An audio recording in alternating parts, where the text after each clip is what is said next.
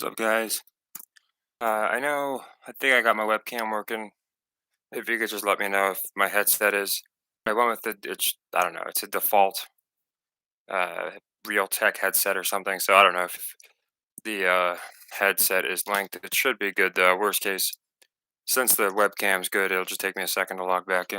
What's up, D? Can you let me know if you can hear me? I'm hoping you can. I have, like I said, uh, it's weird. It gives me like two options for streaming. Oh, perfect. That's good to hear. Yeah, I only have like two options for streaming, and yeah, I agree. I think we got it, Keenan. We had this, gosh, Kenyon, sorry, since preseason. Actually, last year we liked the Niners for a plethora of reasons. So hoping it comes through. It'd be a nice call. And I know a lot of people already have hedge potential, but I'm just riding with the Niners. I'm letting it ride. What's up, Pete and Kev? It's good to see you guys. And yeah, I wanted to make sure there wasn't going to be a sound issue. I thought this would be the best way because yeah, they say never go against your gut, and yeah, oh, it is Keenan. Okay, I wasn't sure if it was Keenan or Kenyon, so or Kanan. I don't know if it was K or saying Ke. I'm guessing Keenan, but yeah, the for me, I don't know. The Niners, not only does Brock Purdy have a story, but they have a story, and that's what makes it so interesting. It's not just a one player deal. A lot of times, like one player will have a great story, and you can make the same argument for the Chiefs. But I'll get into this in a minute.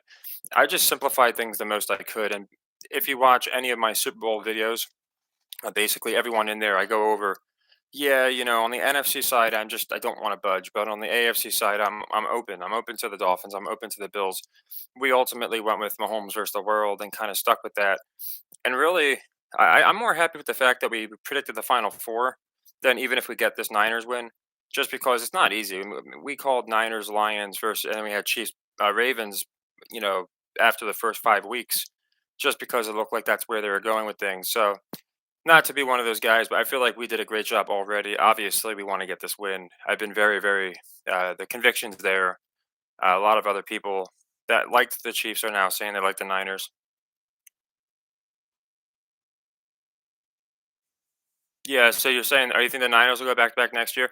That could definitely happen. I mean, no, people aren't expecting it, and it's almost like again, I think Mahomes is the new Brady. Although I think LeBron James is a better comparison if you want to go across sports. But I do know a lot of people saying Purdy could be like the Eli, get a couple rings. I just think They even showed it a little bit. I didn't know he was not. He was drafted in Vegas, so this is where he was snubbed. So again, you kind of look at the closer stories, and that's what makes it interesting because now it's not picking the most obviously scripted team, which we would have done even last year. Now and going into next year is going to be fun because we're going to be picking the most obviously scripted team that's not too obvious, right? And we saw it on the Pat McAfee show with the logos where they're, showing, oh, look, it's got to be Ravens Niners. And so many people were like, if it's Ravens Niners, then I will believe it's scripted. So of course they squashed that theory. And again, what started this whole thing? It was coming out. Oh, thanks, I appreciate that. Pete, the bunch of them. I think it's like tactical promos or some shit, and they send like one random shirt a month. Some are more creative than this one, but yeah, basically it's like you won't get a warning shots on the bottom of part of the shirt. But yeah, I'm not back to back. I think they might reserve that for the Chiefs. I could see them losing this year, and then maybe in 2 years doing a back to back. I do think Mahomes, and I said this multiple times, Mahomes will get his back to back, but to completely follow Brady's footsteps, essentially, would just be so obvious. And you have McAfee again, who said, "Everyone thinks it's rigged. What's up? It's good to see you here in Gems. Thanks to everyone who stopped by.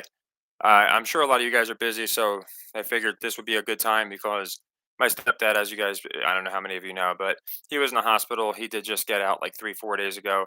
I think actually it's like a blur, maybe closer to a week, but we're going to be watching the Super Bowl. So I told him I'd head over to their place probably during the cringe inducing halftime show, maybe a little before. So I figured we could talk pregame instead of watching these schmucks. We can hear what they have to say. I see they're interviewing Patrick Mahomes right now, and then we can talk first quarter, second quarter, and then I figure around the halftime mark or a little earlier, depending on how my back holds up. And like I said, I wanted to make sure I watched the game with my stepdad. I honestly, a couple weeks ago, it wasn't look like he was going to get out of there. He was in there for like 3 weeks. So I appreciate all the love and prayers from all you guys on that. And what's up? Yeah, it's good to see you. I think the Niners are going to win, and I would not be surprised. I don't think it'll be that much of a blowout. but I wouldn't be surprised if it was pretty one-sided.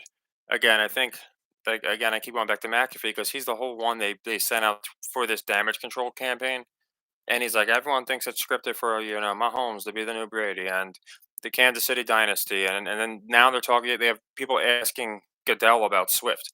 Nobody's asking if it's scripted for the Niners or if it's scripted for Mr. Irrelevant. So the fact that they're not doing these kind of questions, but they are addressing the other side, makes me think there's no reason they would go ahead with the Niners losing this game and give the Chiefs another one. Again, they're the ones who started this whole thing. There's no way they just allow them to win. I don't think. I get you want to bring in the Swifties, but again, they're not going to boycott the game if their team loses. But you will have fans that stop watching if they think for a minute, this is scripted nonsense. I'm going to watch wrestling. I'll check in, later in the year. You do have fans thinking that. What's up, Nathan? Thanks for coming by, and for everyone who came by, meditation, everyone else. Like I said, this figure we keep this one pretty long, but not like sometimes I'll go like 4 hours when I can cover the whole game. What's up, Shane? It's always good to see you. I'm glad you could make it. Well, I'm glad my equipment's not malfunctioning. I was expecting that to happen, which happens pretty often. I don't know why, just one reason or another. The mic won't work or something. I know you're good, man. I got what you meant. I'm just trying to catch. See, the pregame stuff, I don't think we can really look too much into now because people will say, "Oh, this guy looks angry. This guy's celebrating." And a couple years ago, it's like gematria. They've changed these things because they know that people are paying more attention.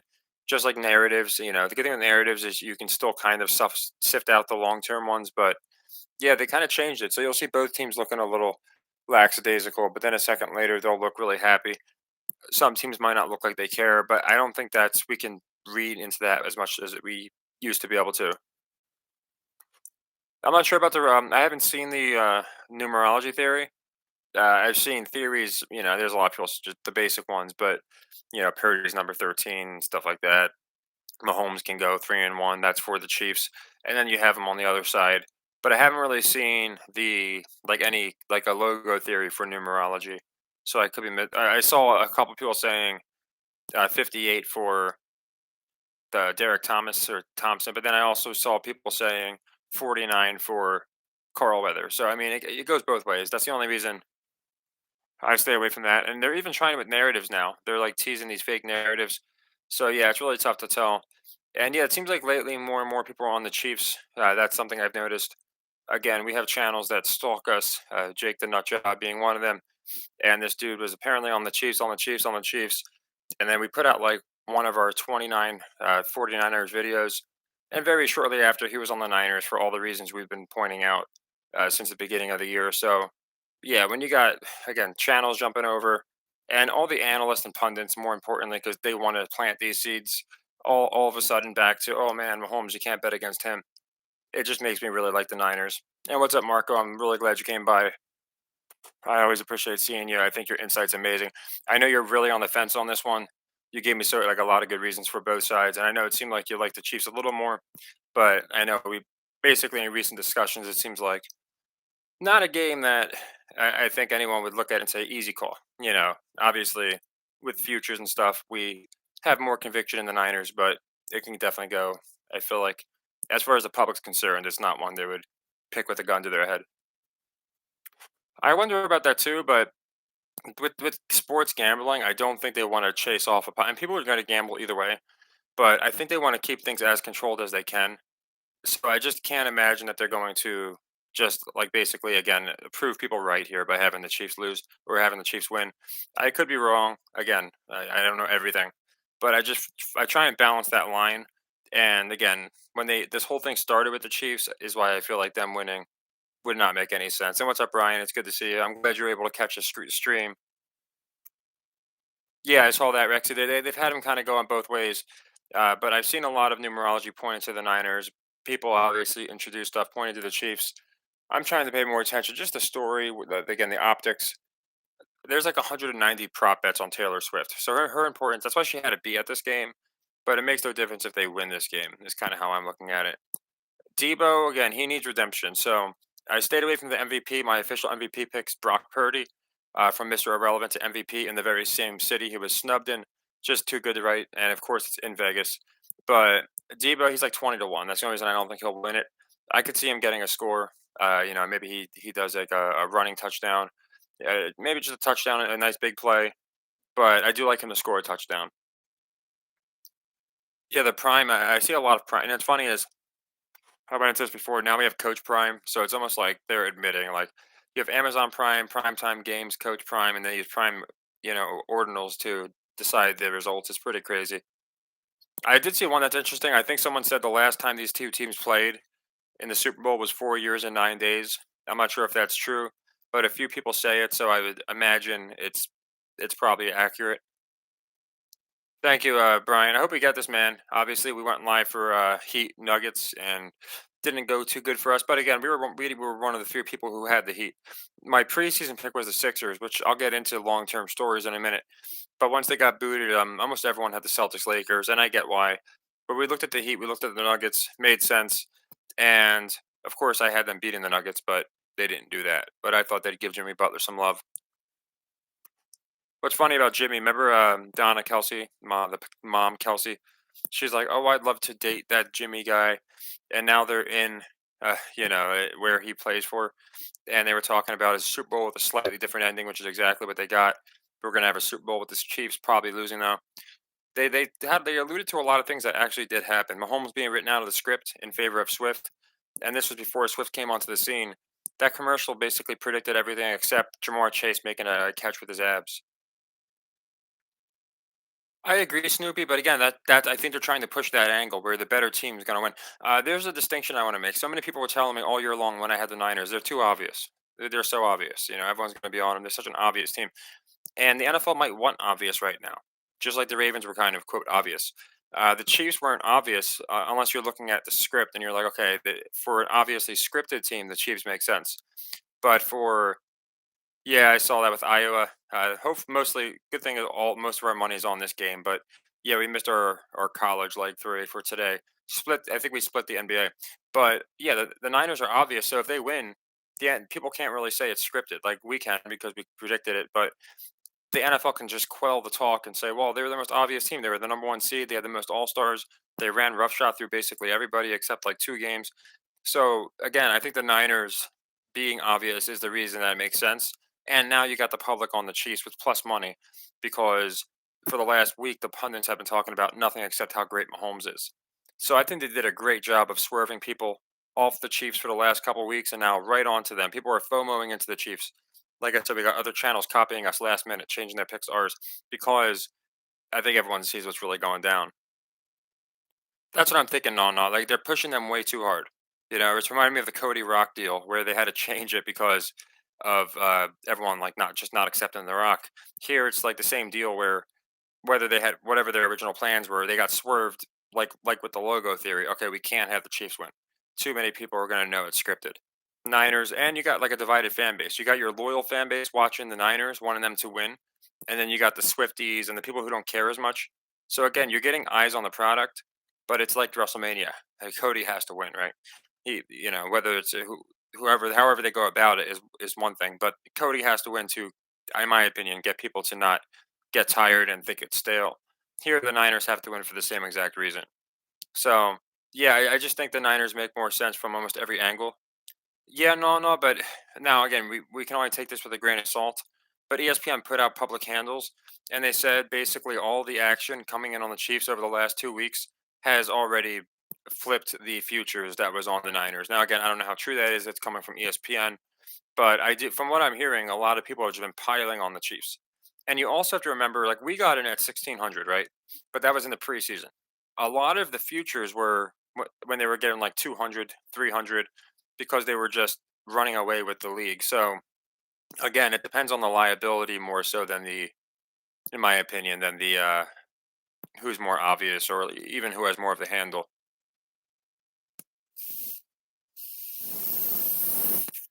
I agreed last year, Socrates, but this year there's no way because Pat McAfee would not be talking about it if it wasn't a trending topic on Twitter. So, like, you type in NFL Super Bowl, half the results that pop up are talking about it being scripted. Like, don't even type in script. So, just the amount of people talking about it makes me think, even if it's 20% of the base, that's a big chunk that they can't, in my opinion, scorn. So you got Bud Light going anti-woke. You got some like Post Malone, Manning, Dana White doing a commercial for Bud. You got all these different things happening. Post Malone's going to be the halftime show, but then you got the Swift side. It's perfect good guy versus bad guy booking. In this case, in my opinion, Brock and the Niners being the good guys. But yeah, I think they've done this mega push for Mahomes in the last couple weeks. Total dropping's good. We got it at under 47.5. Maybe public slamming that, but it just seems like one where they'll probably go under.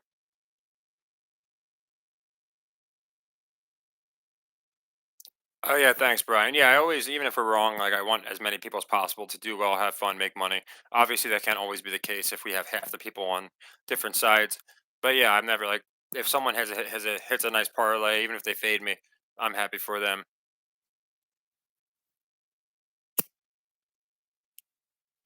Yeah, it could happen, Snoopy. But then I'm just again, I'm worried that and maybe more people are, not onto the script. But I think enough are that people will see that, and it's like, well, he's just copying Brady. Like they're just literally. Yeah, it is. It's a live bet. This game is definitely a live bet game. But yeah, just make him the next Brady. Mahomes even again, McAfee even planted the seeds last year. So now I feel like they can come out after he loses and say, "Oh, but what happened? I thought he was the next Brady." If it's scripted, you got to let Swift win. Run with all these jokes that we joked about. We were the ones who joked about Swift getting proposed to by Kelsey after the Super Bowl and why that couldn't happen. And then apparently, Jake the school shooter went ahead and made a whole video on that's how the why the Chiefs were going to win. Basically, took our in jest comment and like made it a whole theory. But they just can't do that, in my opinion. Like anything like that, it would be too obvious. I actually think Kelsey's going to have a dud of a game, and they're going to talk about some kind of distraction. Yeah, I saw Golden State, Steph Curry, Kevin Durant was on the sidelines laughing. Earlier that day, ESPN actually put out a poll, taking the last shot. Who do you want? And it had Curry, Durant, Clay, and Booker. So it's just ridiculous how scripted it is. It is like the whole yeah, again Hawks, Patriots. I just feel like a the Chiefs aren't truly underdogs, but I get they're being pushed that way, and b then he's just copying Brady's exact footsteps. Someone pointed out a good observation. He could copy LeBron's footsteps, which makes more sense to me. He might get to a couple more, even maybe not more, but he might get to a good bit. Maybe just not have the hit rate that Brady had. Oh, speaking of the strip, Rexy, we're getting a strip sack tonight. Just so one of these goofy announcers can say, "Oh, we got a sack on the strip." A strip on the strip. You can already hear it. I know half you guys know it's going to happen now. And my book wouldn't let me bet strip sacks. I can only bet particular players to get sacked or whatever. But yeah, we're getting a sack on the strip. And yes, Snoopy, it really comes down to just trying to. Again, none of us know. Pick a percentage. Is it 5%? I'd say last year we probably had 5% who genuinely thought it was scripted. This year, is it 50? I don't think it's that high. Is it 20? I think we're pretty close to that number. So, do they want to score on all these people by basically just being very salty about it? Like, yep, we're going to do what we want, deal with it. They could, but WWE did not go that route. They switched it up, didn't stick with Rock Roman. Kind of getting the same vibes. By the way, Rock and Roman both rocking the black, gold, and red. I found that pretty interesting. San Francisco guys. We might see a Hail Mary. Again, I think it'll be limited as far as the crazy plays we get. I do think we could see McCaffrey throw a deep pass or like Debo do some kind of double reverse deal. We might get a Hail Mary. I think they really want to do that Travis Kelsey play again that got called back and do it with somebody else. But again, that kind of stuff would be so obvious. But of course, it's theatrics. We're going to have some crazy plays. They're not going to make it a 1960s mud bowl type of game. But I do think that it's going to be a game where again they get some fun in there, but a lot of physicality as well. You're going to see a lot of and yeah, someone said it's a great for live betting. It really is. I just feel like I just do my best beforehand, let them ride because my system, the way I do my system, it's a lot easier that way. Oh, by the way, everyone's tailing. We're up 50 now. It's 54 or so yeah, 54 units, something like that. Since I launched the Patreon, we only did that in December, and we just did like our Martingale, and we finished up 7 units yesterday, which put us at 58. But we did miss a leg 3 for 4 units today with Iowa not covering Minnesota, so 54. And I think we got we missed the Kings, but I think we got the Heat cover. So Not doing terrible. Of course, we have so much on this game itself, so this will be a huge one. Yeah, Andy Reid's son, Pat Mahomes' dad. It's weird how they do that kind of stuff. I feel like they definitely. Thanks, Andrew. I always appreciate you, man. I'm glad you're able to make it. But yeah, the as far as the commonalities, I saw a lot with last year's Super Bowl and or the last one they lost with the Bucks and this one, including some political ties. Yeah, I could see that with Debo, CMC. Now they got Purdy scrambling. We're going to get a couple interesting plays, I think, on both sides. Yeah, it was last week, and yeah, I think that's all it could be. No, no, like I don't think he actually got. Again, this guy's looking at like 20 years if that's like his eighth one in Texas. I actually thought they were going to do a white privilege angle where they were like, the where maybe he gets arrested, does a couple, does it like a week, and they're like, oh, this wouldn't have happened to Brock Purdy's. Oh, we got LeBron in the house. This wouldn't have happened to Brock Purdy's dad, or some nonsense like that. I don't think that's where they went with it. But the NFL, they love a good race war. So I was totally expecting that. We got Swift now. Oh man, some people would want some money because it was on the Vegas odds. It was like who's going to be standing next to in the stadiums, and the favorite was Brittany Mahomes. And she was getting pretty good odds, but then it was like Jason Kelsey, Mama Kelsey. So yeah, there's like 190 Taylor Swift props just to show how not scripted it is. What's up, Golden Eagle? I'm glad you can make it. I remember I asked you. We were talking. I said, hopefully you'll make the next live one, and I'm glad you're able to make it.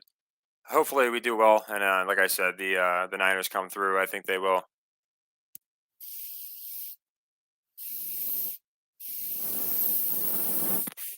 Oh yeah, so Zach again. I don't know about him. He might copy us. I know for a fact Jake does because he sent me a comment thanking me for opening his eyes to the metrics and how he's gambling now because of me.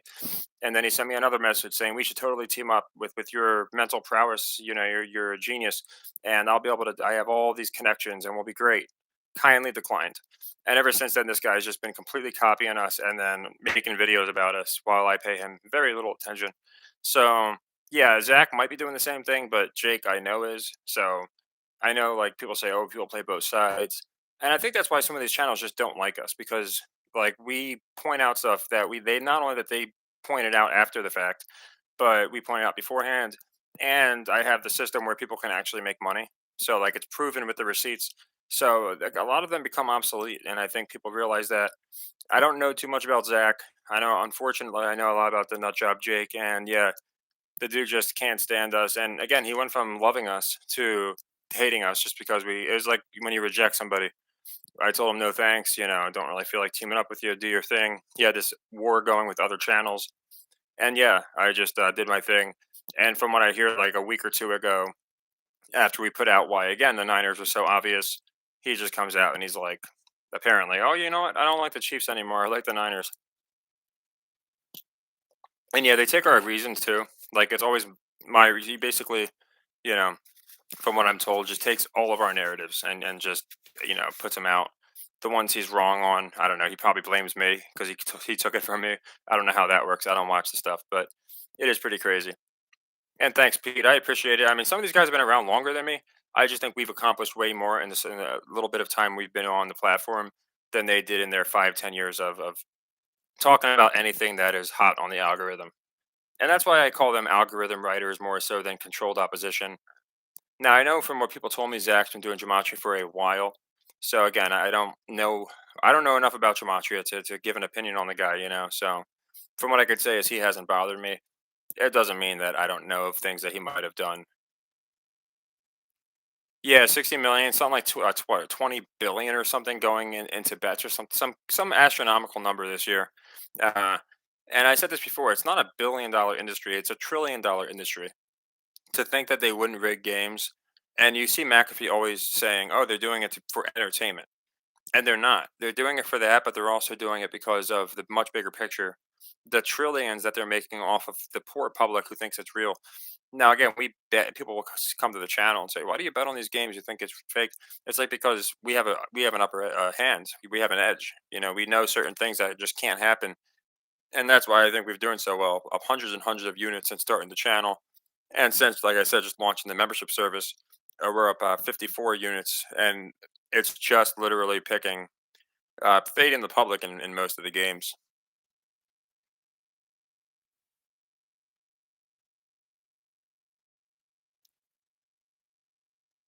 Yeah, Brian, a lot of these guys did. I don't know what the reason was. Again, I think whether it's Gematria, I don't know if you're talking about Zach. I never seen. I didn't even know he had. I knew he had like some sort of platform, but I don't even know like what it would be under. Zach Herbert. I don't know what the guy's face looks like, any of that stuff. But I think someone brought up a good point that Gematria people were hitting Gematria, and they were hitting things based off Gematria for a while, and then the end. Then it started changing where things were double coded, just like the narratives now. They're trying to force these different possible narratives so they can say, oh, well, if it was really rigged, this team, the Browns, would have won, right? They do it with Gematria too. They've been doing it with Gematria for longer, which is why I approach these games where I don't just pick the most obviously scripted team. I try and look for the story that they're secretly putting out there. So, yeah, I think Gematria in general, a lot of the guys that used to kill it with Gematria aren't. And then we have the breakdown guys, but there's not much for them to do anymore because people know it's scripted. So you don't have to watch a slow motion pick, of Patrick Mahomes selling a game.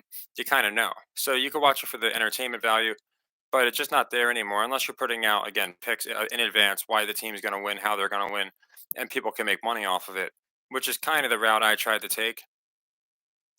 Yeah, Nate, I feel like, and it's the one they're not talking about. They're talking about Mahomes possibly being the GOAT, and he hasn't even won yet, right?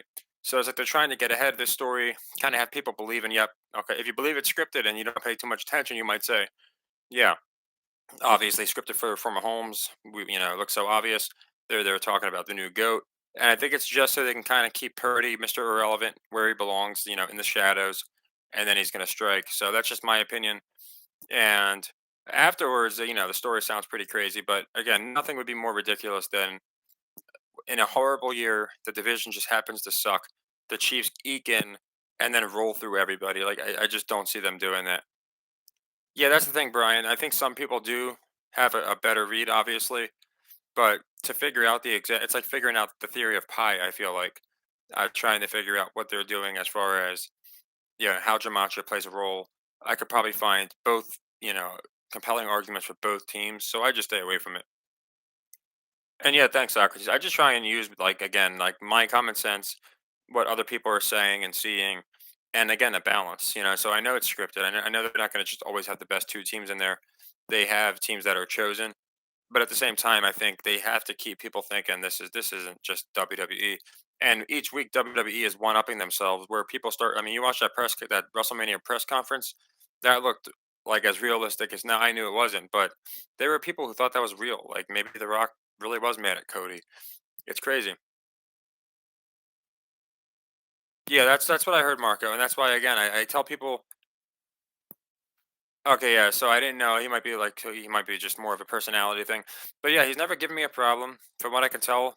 I don't know how he would copy me. He does dramatria, I do narratives, and people always ask me about him when they ask me about the other channels, and I don't have a negative opinion of him because I don't follow him, so I don't know what he does. But I always bring that up. People say he was talking about this stuff well before so many other people. So you compare that to some nut job who copies our video, makes a channel dedicated to us, does messages us like an ex-girlfriend, and then gets mad at us for bringing it up when he tries to quote expose us. All these different things makes himself look like a clown. I'm gonna bring that up, but Zach's never done any of those things, so there's nothing that I could really say about him that would make me think he's a bad guy. That's cool too. Yeah. So if he's the first one to bring it up. So like again, as you have algorithm writers and you have people who genuinely believe in it, and obviously like him or hate him, it seems like Zach has stuck to the same. Even if he plays both sides, whatever he might do. I know people say like a lot of different things. He's stuck to the same, viewpoint from the beginning here.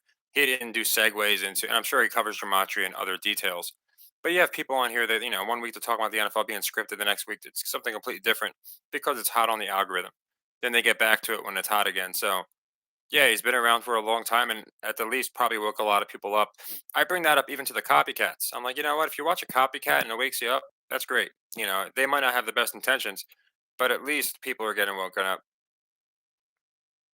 I'm not sure about next year, Twan. Like, there's so many things that have to happen.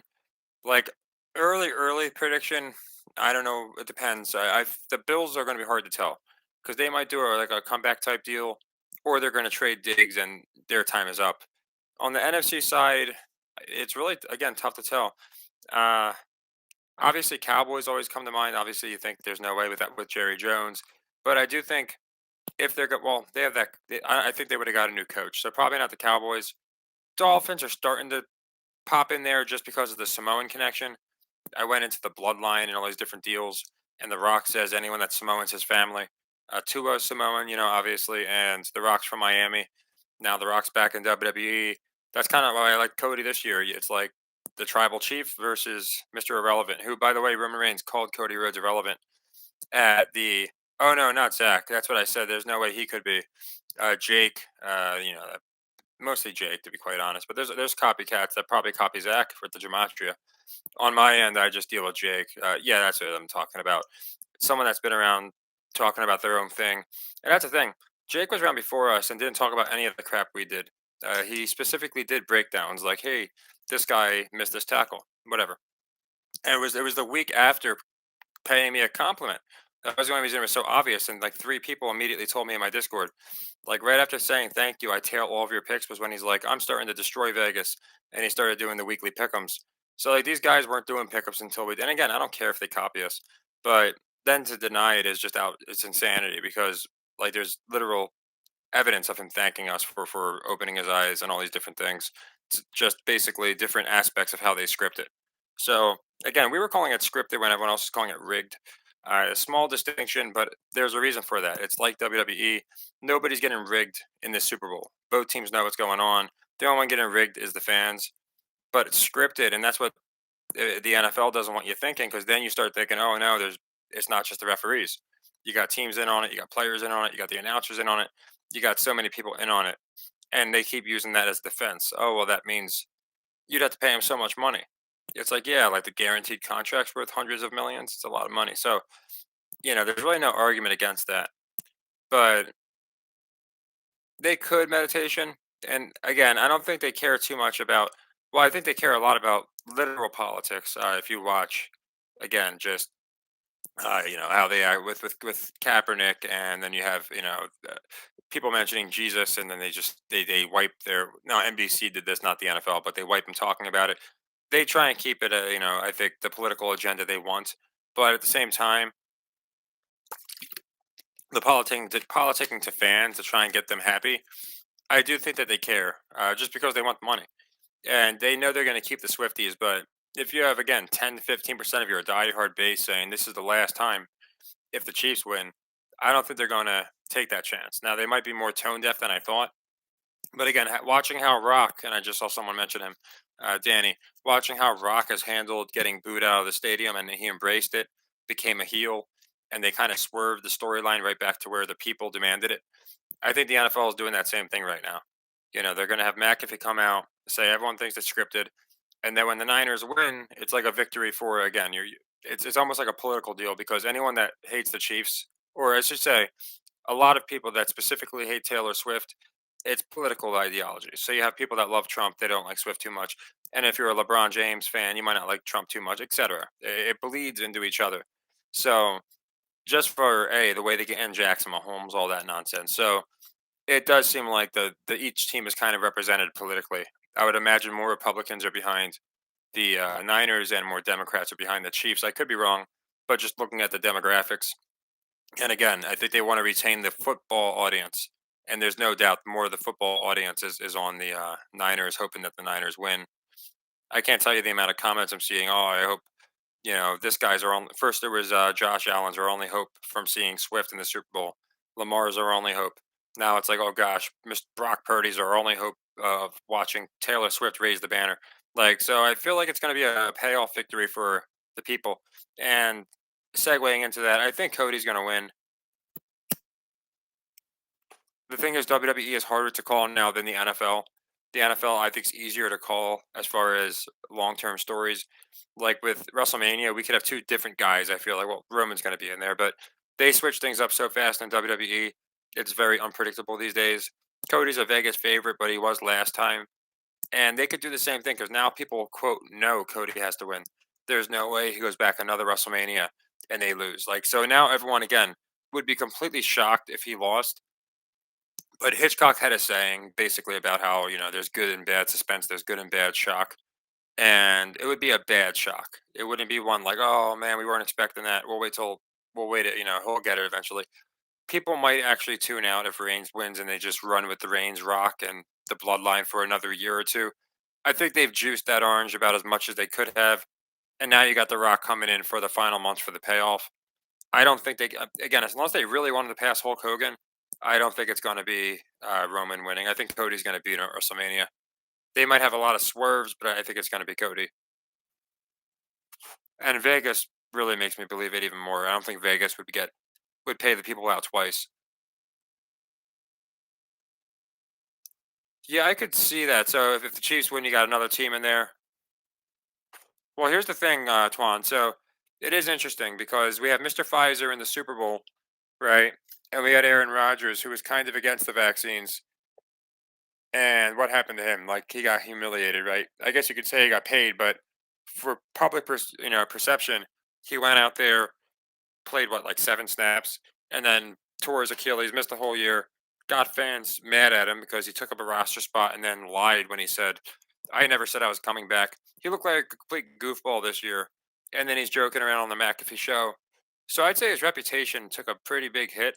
So I don't know about the Jets, but you never know. Who knows? Maybe that was the plan. But I think the Chiefs are going to either way. Well, I think they're going to lose tonight, but I do think that they're going to go back to back and win, and that'll be fine because then Mahomes can go. He'd be what would he be 4-6, and that's probably where he'll end. Like maybe go to one last Super Bowl after that. I don't think he's getting anywhere near where Tom got. I think he's going to flirt with beating Montana as 4. I could be wrong. Don't forget they're bringing up Caleb. They have so many different guys now. To make just Mahomes win every year or every other year, I'm not sure they do that, but he'll definitely be in there half his career. He'll have a couple back to backs, maybe miss him for a year or two, get back there. I do think they're back to back. Not this one. I think they're going to go back to back again and win both of them. Texans. It's hard to tell. I mean, maybe I'm exaggerating, but crazy. CJ mentioned Jesus. Now Brock Purdy's been mentioning Jesus all year, so maybe that's it. Maybe CJ stole Brock's Jesus gimmick, and they got mad at him for that. But man, they cut out his comments, and he took a beat down. So I think he's going to have a strong career. Again, they're bringing Caleb up, so anything can happen with Caleb. They have a lot of other quarterbacks they're trying to develop. Obviously, Richardson's one of them. We can't write Bryce off yet, but most likely he's on the Panthers, so probably backup quarterback Sam Darnold treatment. But yeah, I just don't know if they're going to give him the exact same treatment. But I think CJ will have probably a better year next year. I think they'll. Again, you got Trevor in the same division, so maybe it's a passing of the torch. They're moving to London, so if that takes a couple years, the Jags, in my opinion, could have some bad years ahead of them before the London move, while the Texans put the division on lockdown. I don't think they're winning it. Maybe in his career, but I don't think they're in the immediate plans for a Super Bowl. I'd put the Browns with Watson ahead of them. If they get Watson hot, they might be mad at Watson. You never know. I'd even put the Jets probably ahead of the Texans just because the story is much better. And they with Joe Namath guaranteeing it so many years ago, they love to do callbacks. So you could have something happen, but yeah, that's the thing. If you have too many fans, then you have to keep them in at least in the mix. So they're probably going to be perennial. They might even go to the championship because this was 6 years in a row. Next year it'd be 7 years in a row that they go to the AFC Championship. We might see that for a while. Again, I think they have to give people somewhat of a reprieve from the Mahomes talk. Oh, here we go. We got some Man of the Year nominees. Oh, Patrick Mahomes. I've never seen it. It's funny. They always give that. I think Max Crosby's going to win it. They've been talking about Max Crosby. They treat him differently. They treat this guy like he went into a fire and saved a kid every week or something. Like the way they talk about this guy. Maybe he is a nice guy. But yeah, my prediction's Max Crosby. I didn't know they were doing that. Oh, and they're in Vegas too, right? They have to give it to Max.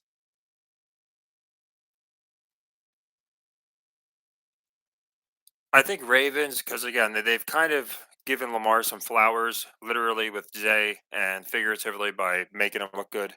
So I think, oh, it's someone who's this guy talking? Oh, isn't that yeah, okay, so he's the one, the Walter Payton, Mr. Hayward.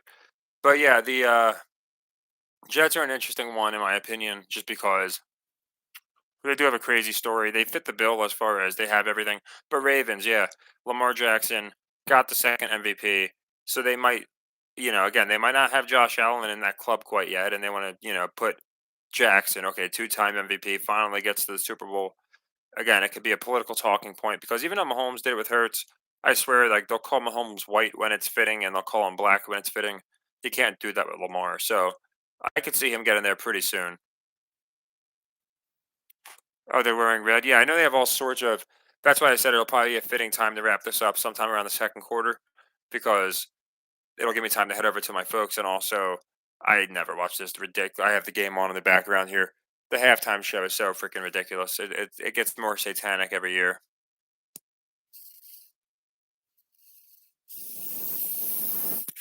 Yeah, nor should he have, Pete. I mean, come on, let's be honest here. Like, just because the guy went from not having a pulse to having a pulse, and honestly, you know how most of you guys know how I feel about Demar. You can't even mention it without getting strikes and such. But just very fascinating. Originally reported he died on the field.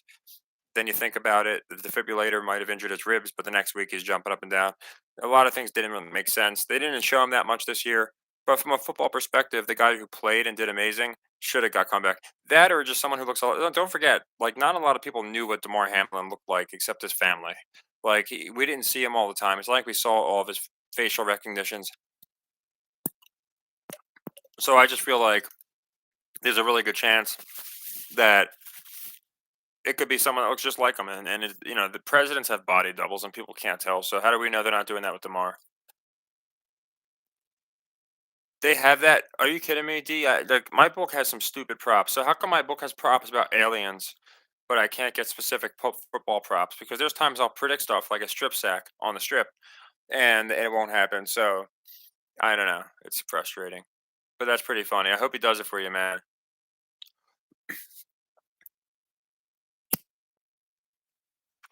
Yeah, that is interesting. The 12-year deal. I mean, to be fair, it's only happened twice, right? But it would. Oh, I thought you were being serious because like they had 180 Kelsey Swift props. Will he wave to Taylor Swift? Will they kiss before the game? Who's she going to be standing next to? What color is her lipstick going to be? It was ridiculous. And my book does have alien props. It's who would win a like one of the props is actually who would win a war between the humans and aliens. Aliens are plus 400, so if I pick them, they better pay up if they don't kill me or something. But I find it very interesting to have it. So if you go to sportsbetting.ag, you'll see that they have. You go to entertainment and they talk about aliens, like who will be the first guy abducted, how tall will the first alien be, who will? Yeah, they're ridiculous. What jersey will he be wearing? How do we know he's going to be wearing a jersey? But it's pretty crazy. Where will he be? And they got him in like regular places. It's like, why is an alien going to go to the bowling alley? But yeah, if you check out, I'm sure I'm not the only book, but if you check out a couple of these books, they have props on aliens. Is this girl a good singer or not? I can't tell. I got the sound off. Remember when they had? I don't think it was the Super Bowl. Remember when they had Roseanne sing the national anthem? It's crazy. I think people would give her an ovation these days because they're not too happy with the country. But I remember she came out and she like just the worst kind of voice you could ever hear. Like I would do a better job singing the anthem than Roseanne. I think it was a baseball game. She came out and just it was caught a lot of. It was like 20, 30 years ago. And yeah, she came out and she sung the anthem and she put her all into it. It was just like obviously the most purposeful, horrible performance I've ever seen. Whitney Houston, yeah, she probably did a great job. I mean, gosh, she had pipes, she could sing. There's a lot of people that I feel like, it's a shame we never saw Michael Jackson do the anthem. He would have added some spice to it. That would have been the coolest anthem ever if Michael Jackson came out there and did the anthem. I am surprised we haven't had like a rapper come out, especially before the divide, and just rap the anthem. I'm sure someone has, but I never heard of like Biggie or Tupac rapping it. It'd be pretty cool to hear that. But yeah, Whitney Houston, no doubt, she probably. I'm sure I heard it. I didn't. I haven't really. I never watched these Super Bowl halftime shows, so I don't even remember when it was. 2 chains wrapping. Yeah, so yeah, I think that'd be great, man.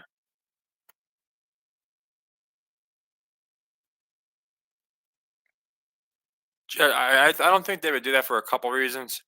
A, I just don't think it would be the draw. Like you have Rodgers, but like then the whole point is around Rodgers, and people do like Love does get his no pun intended love, but I don't think they'd go Packers Jets. I think a regular season matchup is more than enough for those two teams on prime time. Again, like early season predictions, you can't go wrong with Ravens. You can't honestly, Niners going back wouldn't shock me, but Mr. Irrelevant does seem like a one-off story. That's kind of why last year we went into the Niners so much, and when it didn't happen, it's like this year made even more sense because now they're knocking on the door, finally get it done. But I don't think they would just run roughshod afterwards. So the NFC is harder to tell. Again, Philly and WrestleMania's in Philly this year. They're always like before or after the Super Bowl. There's a lot that makes me think Philly, even though Vegas doesn't like them at all. Philly, Miami could be interesting. But again, we'll have to see how this one ends. I know a lot of people are saying if the Chiefs win, then they don't like them next year, but if they lose, they like them even more. So it could go either way again. But I'm thinking Niners get the story done, and you heard it here first. I swear, I'm more proud of my Pat McAfee predictions than my football predictions because that's predicting human behavior, which helps us predict the games. He's going to be the first one laughing and bragging and doing his victory dances on the desk about how all the people that said it was scripted for the Chiefs are a bunch of idiots. Just wait. Even though people we're saying it's scripted for the Niners, that's his ammunition. Like they first there was the logo theory, and then it kind of pivoted into the Swift theory, which they're letting people ride out, and then he's going to come out and say, "Up, what happened to the Swift Kelsey narrative?" I thought in a rigged league, it has to be the new Brady, right? I can already hear him. So like also on first things first, it'll be interesting because all year long Nick Wright has had the Chiefs as the Mahomes top of Mahomes Mountain. Brock Purdy sucks. He'd be a backup on most teams. So when Brock Purdy beats Mahomes in the Super Bowl, that's gonna be fun to watch. Yeah, I've noticed that they did that last year and they did win. I think they just get the most, like you said earlier, Pete, the most popular team. Yeah, they get the most popular guys. Somebody did tell me, oh, the Niners are looking pretty ready.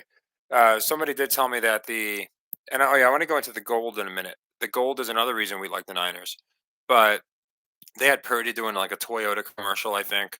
So you have the different players doing different commercials, getting endorsements. So on both sides, you got it. But yeah, the gold. We just had the Nuggets win. We just had the Golden Knights win.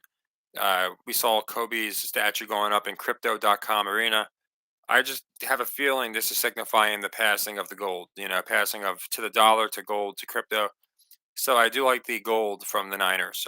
The gold is a part of the reason, especially late last year, earlier this year, we were going into that aspect. Yeah, I thought this year they were going to. That was one of my really bad takes. You got good takes and bad takes. I thought the Raiders were going to get into the playoffs easily. I thought they were going to make a little bit of a run. I didn't think they were my like second or third for the Super Bowl. I didn't have them like ahead of once we saw Mahomes versus the world and stuff like that.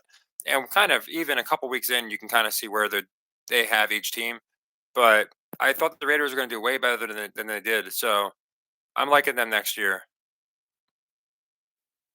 Yeah, they could be setting the Saints up a lot of times. Like I think after it happened 2 years in a row, coincidentally, that's when people started saying, like in masses, it's scripted, and that's when McAfee started covering it. So when you had the Bucks and the Rams win, I think they knew we can't do this again, like for a while. So because it hadn't happened ever, I think, except when they were actually playing at home back in like the '60s. So yeah, I think the home team might actually start having bad years, but the Saints, they kind of seem like they're in a soft rebuild, so they could stack them with a Devonta Adams, a defensive guy from the draft, and get people all behind that team. You don't like seeing Jerry? Why? Oh, that stuff. Yeah, well, they did it on both sides. Yeah, they had Barry Sanders. They had Suggs come out when they were losing. But you'll see, you're going to see all the legends, I'm sure. I think that's why I said I like Rasheed Rice to score a touchdown. We liked him all year, even when he wasn't even starting in the rotation, just because he was the only guy that made a lick of sense. He was a possession receiver. Obviously, he's going to be pretty athletic. He's coming out of college. And sure enough, he had a great year. So I think he'll probably score a touchdown. but I'm leaning on the under here. I like Debo on the other side. Kittle, I like him for yards.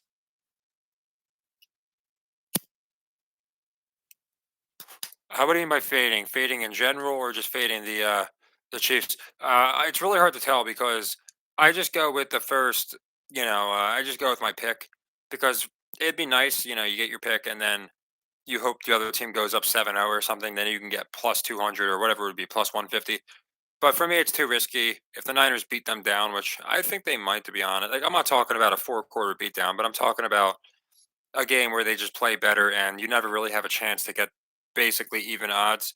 It's really your call. A lot of people tell me, man, you know, I wish we could just do live all the time because then we can go into live action. Because in the Discord, we're always nailing live action, and not just me. So many people will point out this line looks suspicious, and sure enough, it will be. So, yeah, unfortunately, I can't, but I just try and get out who I think makes more sense before the game.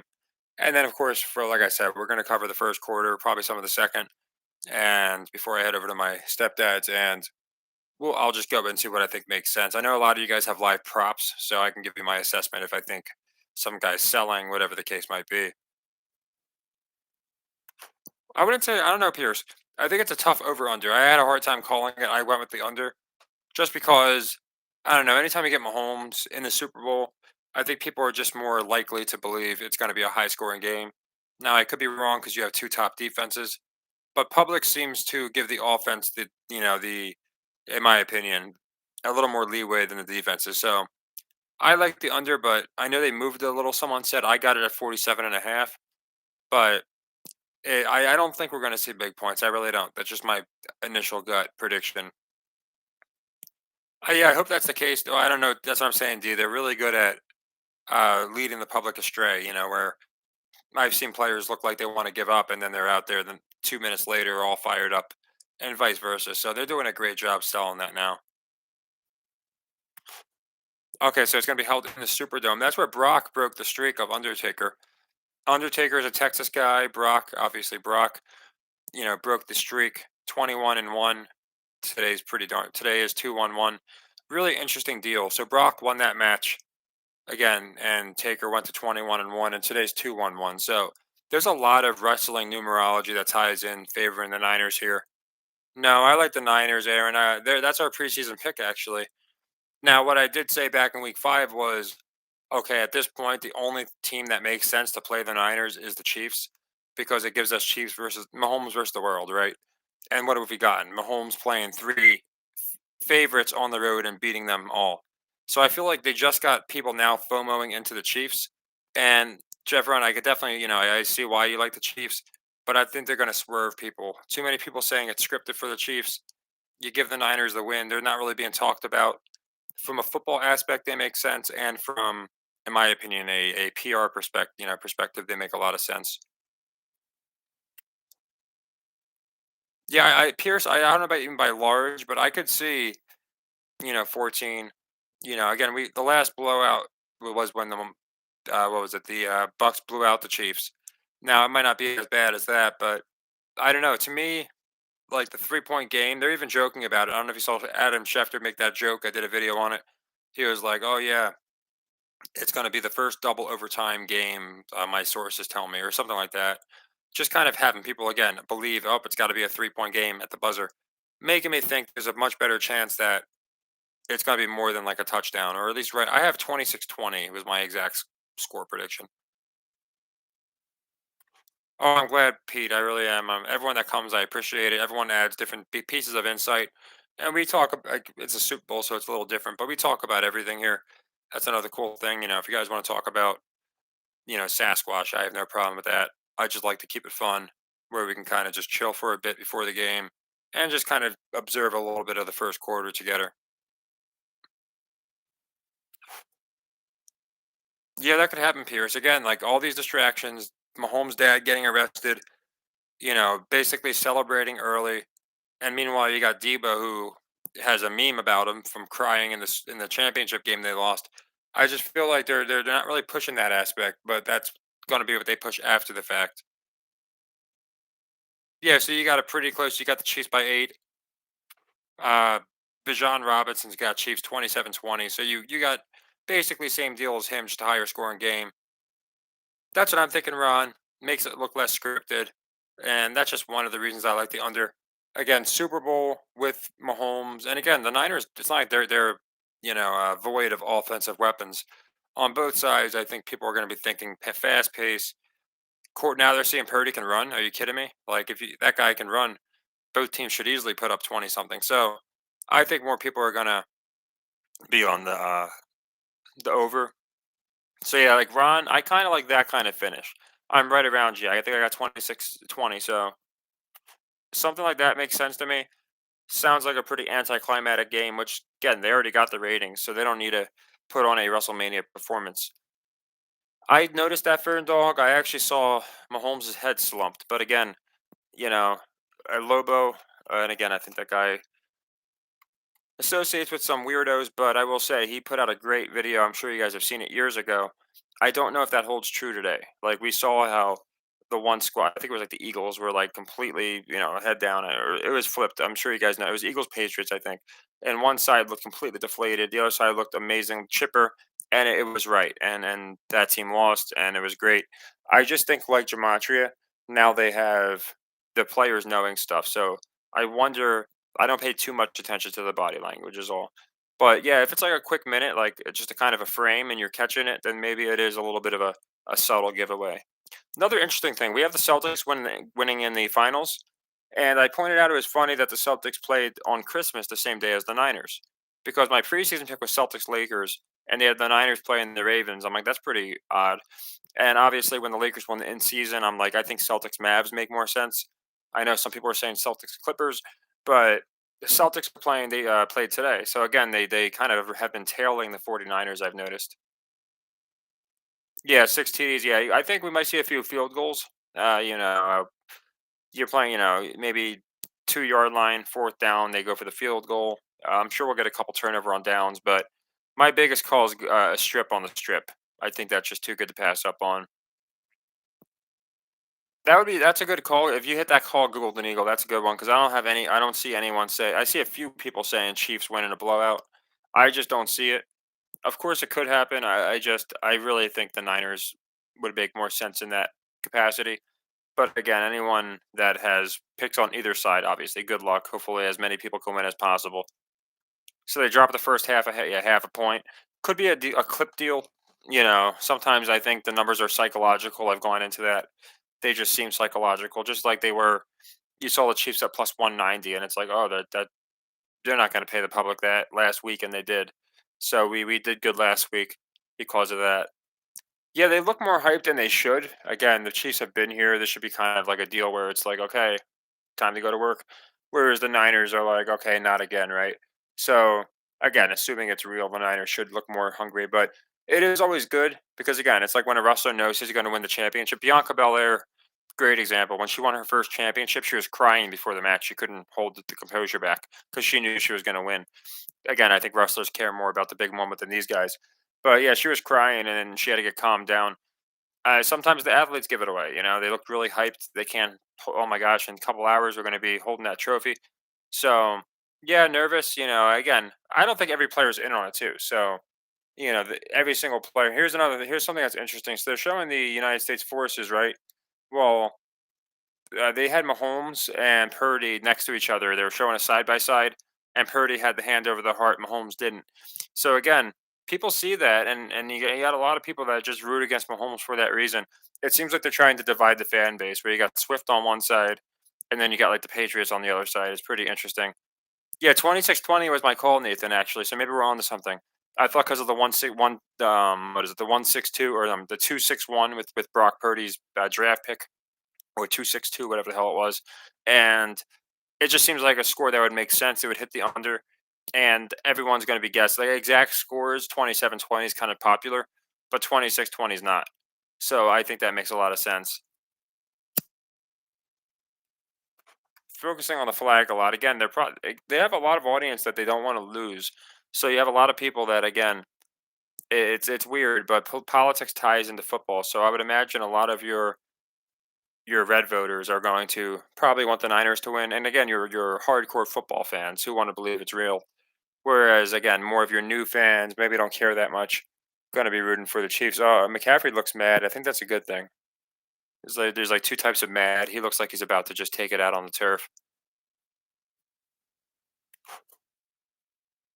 Yeah, well, and I still think that's the case, Twan. I would say if people always say captains, coaches, and refs, right? And that's all you need. If you have an offensive lineman who's constantly blowing his assignment, and then a quarterback who's in on it, right? And then the coach is in on it. That's really all you need. You don't need the entire line in on it. You don't need the running back in on it. I don't think Marshawn Lynch was in on it. That's probably why he disappeared after that whole thing happened because he probably wasn't cool with it. I don't think they told him what was going to happen. It just made the reaction that much better. And Sherman is a perfect example. You could tell he walked it went right back. Where now he's like the guy literally changed his voice. So now he sounds like Chappelle when he's making fun of white people. It's like they tell you like RG3 did the same thing where he just sounds like he's trying to sound white and he's defending Pete Carroll. And I get it now. I was just mad at the time. Whereas Marshawn Lynch is still like that was stupid. It was a dumb call. Like he said they were doing it to rig him from winning the MVP, but still admitting it was rigged in some capacity, right? Yeah, Chiefs always do a good job. They always look hyped. I feel like the Chiefs, the difference is they've been looking more celebratory prematurely, whereas the Niners have been looking more hungry, is the best way I can put it. And not just in this, WWE like walkout, but just in general, the way the teams are being pitched, the interviews, joking around on one side, everything's cool, and on the other side, they got chips on their shoulders, all these different things.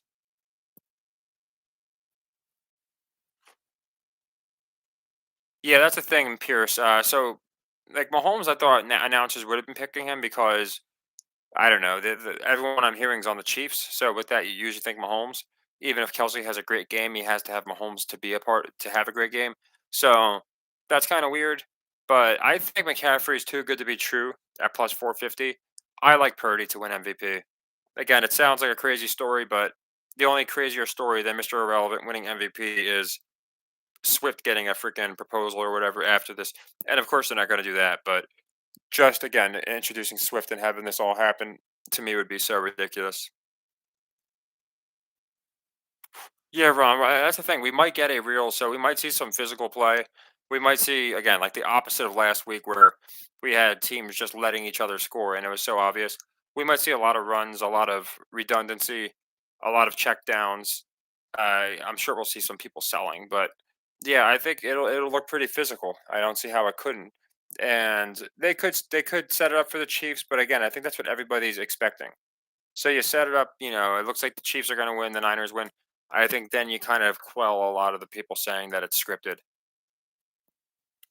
Exactly, Golden Eagle. It reminds me of Marion Barber, only obviously Marion Barber was never put in that situation. Just kind of quietly left the league, right? Seemed Larry Johnson's another example, only he came out and said everything. But Marion Barber just quietly left. He was doing amazing, and they just replaced him with like Julio Jones and that other guy they brought in, or yeah, Julius Jones. I'm sorry, and that other guy they brought in. And it's like that's how replaceable you are. Barber was a top fantasy guy, and bam, he's out. Todd Gurley, Devonta Freeman. So like, there's no way these guys just fell off. Like they say they got injured. I don't believe it. Same with Derrick Rose in the NBA. So that's what I think they do. I think with Marshawn Lynch, he knew what was up. He even said, "I'm just here so I can find." I think that's why he was saying that. Basically, trying to let people know he was not happy. Jalen Ramsey tweeted out, "Oh, coaches, this is when he was on the Jags. Coaches making us play soft for Tom Brady. They want Brady to go to the AFC Championship." And he wrote like shaking my head with the whole palm deal. I don't know if the palm deal was even around back then, but it was some kind of emoji. And now he's mocking people doing these script commercials. So you see how quick they can get you to change your mind or get out of the league, basically. I mean, Jalen Ramsey went from a good corner to a Super Bowl champ, right? And now everybody respects him. Most people do. So that's the big difference. Yeah, Ron. And people told me that all year. They're too obvious, and it's like, well, maybe the NFL wants an obvious champion. That way, people can't call it scripted. If the obvious better team wins, then it's going to be hard. Hey, look, they're wearing the on the Chiefs side, or is that the Chiefs side? They're wearing the what are they called? Laikis. Uh, those are the bloodline. The tribal chief wears them. Roman Reigns. That's pretty interesting. Oh, that's why. Okay, so it's a native school. Yeah, I was gonna say. So that's interesting. They're bringing out natives. I wonder what tribe there, because I'm not even gonna try and pronounce that tribe name. But very interesting because if you know anything about Roman Reigns, that's really a pretty cool commonality. They got he wears the same deal.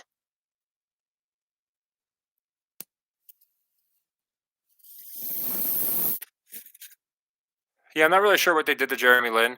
I know he got like a big push and they pulled him back. I imagine maybe they wanted to, again, for diversity's sake, get a new market on the product. But we saw that whole, viral moment where he had a disagreement with Kobe. So maybe again, he just didn't fit into a system that they wanted, and they just kind of used him, kind of like Tim Tebow. They kind of just brought him in for jersey sales, even though they knew he wasn't an NFL quarterback. They brought him in because they knew it would bring in Christians, which it did, and then they got him for jersey sales and never gave him a chance.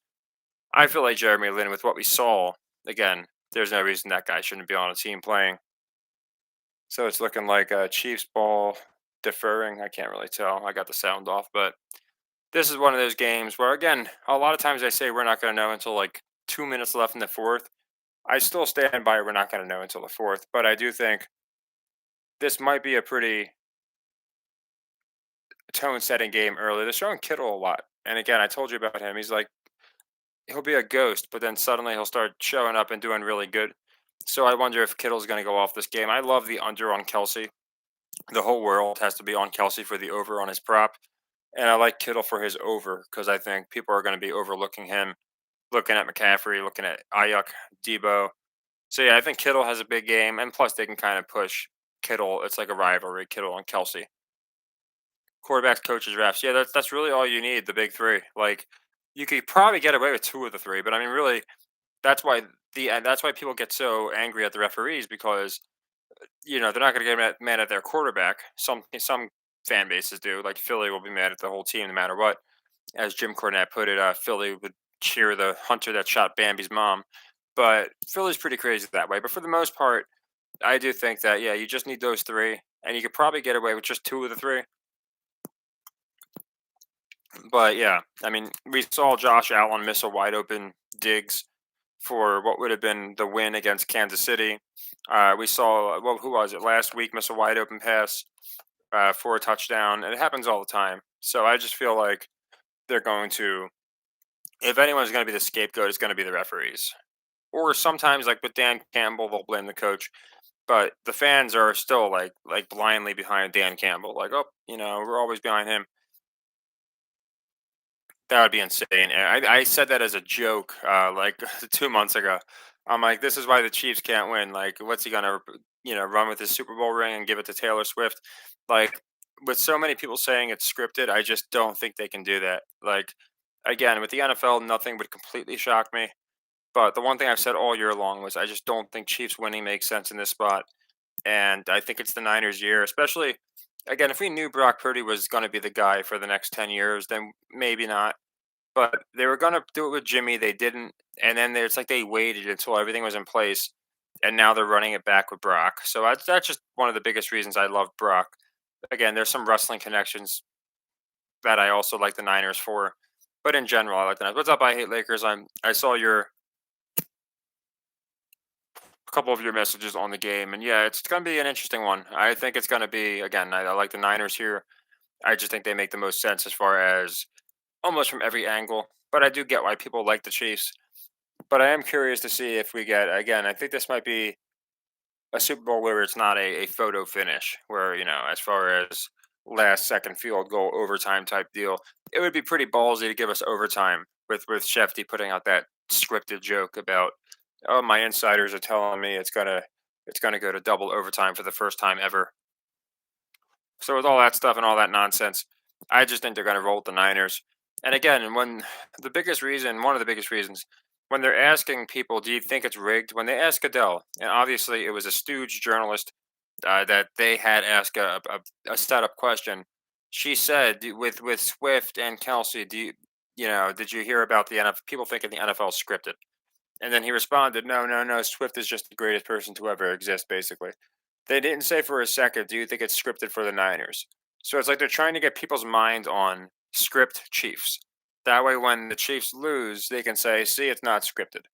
That's just my opinion. Again, I could be wrong, but it makes the most sense to me. Vince Lombardi trophy. It's funny because they just fixated on Vince.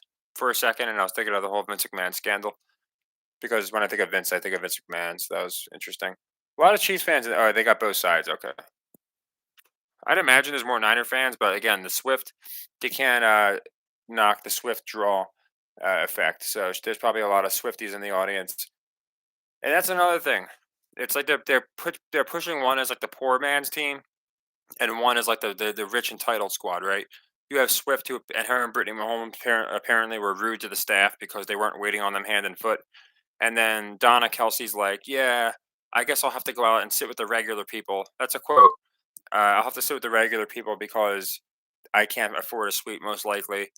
They're probably all filled. Whereas the Purdy's are like, oh, we're just happy to be there. Of course, we're not going to get a suite. We don't have that kind of money. So again, it's like they're really trying to pitch one side as like again, just like a bunch of rich like frat party kids, and the other side as like your ground and pound American dream type. Yeah, we got the kickoff happening now. Oh, be a bad time for my laptop to die, huh? 1 second, I just gotta plug this in. There we go. Like I have this old ass laptop, so it has like 5 minutes of juice before it dies if it gets unplugged.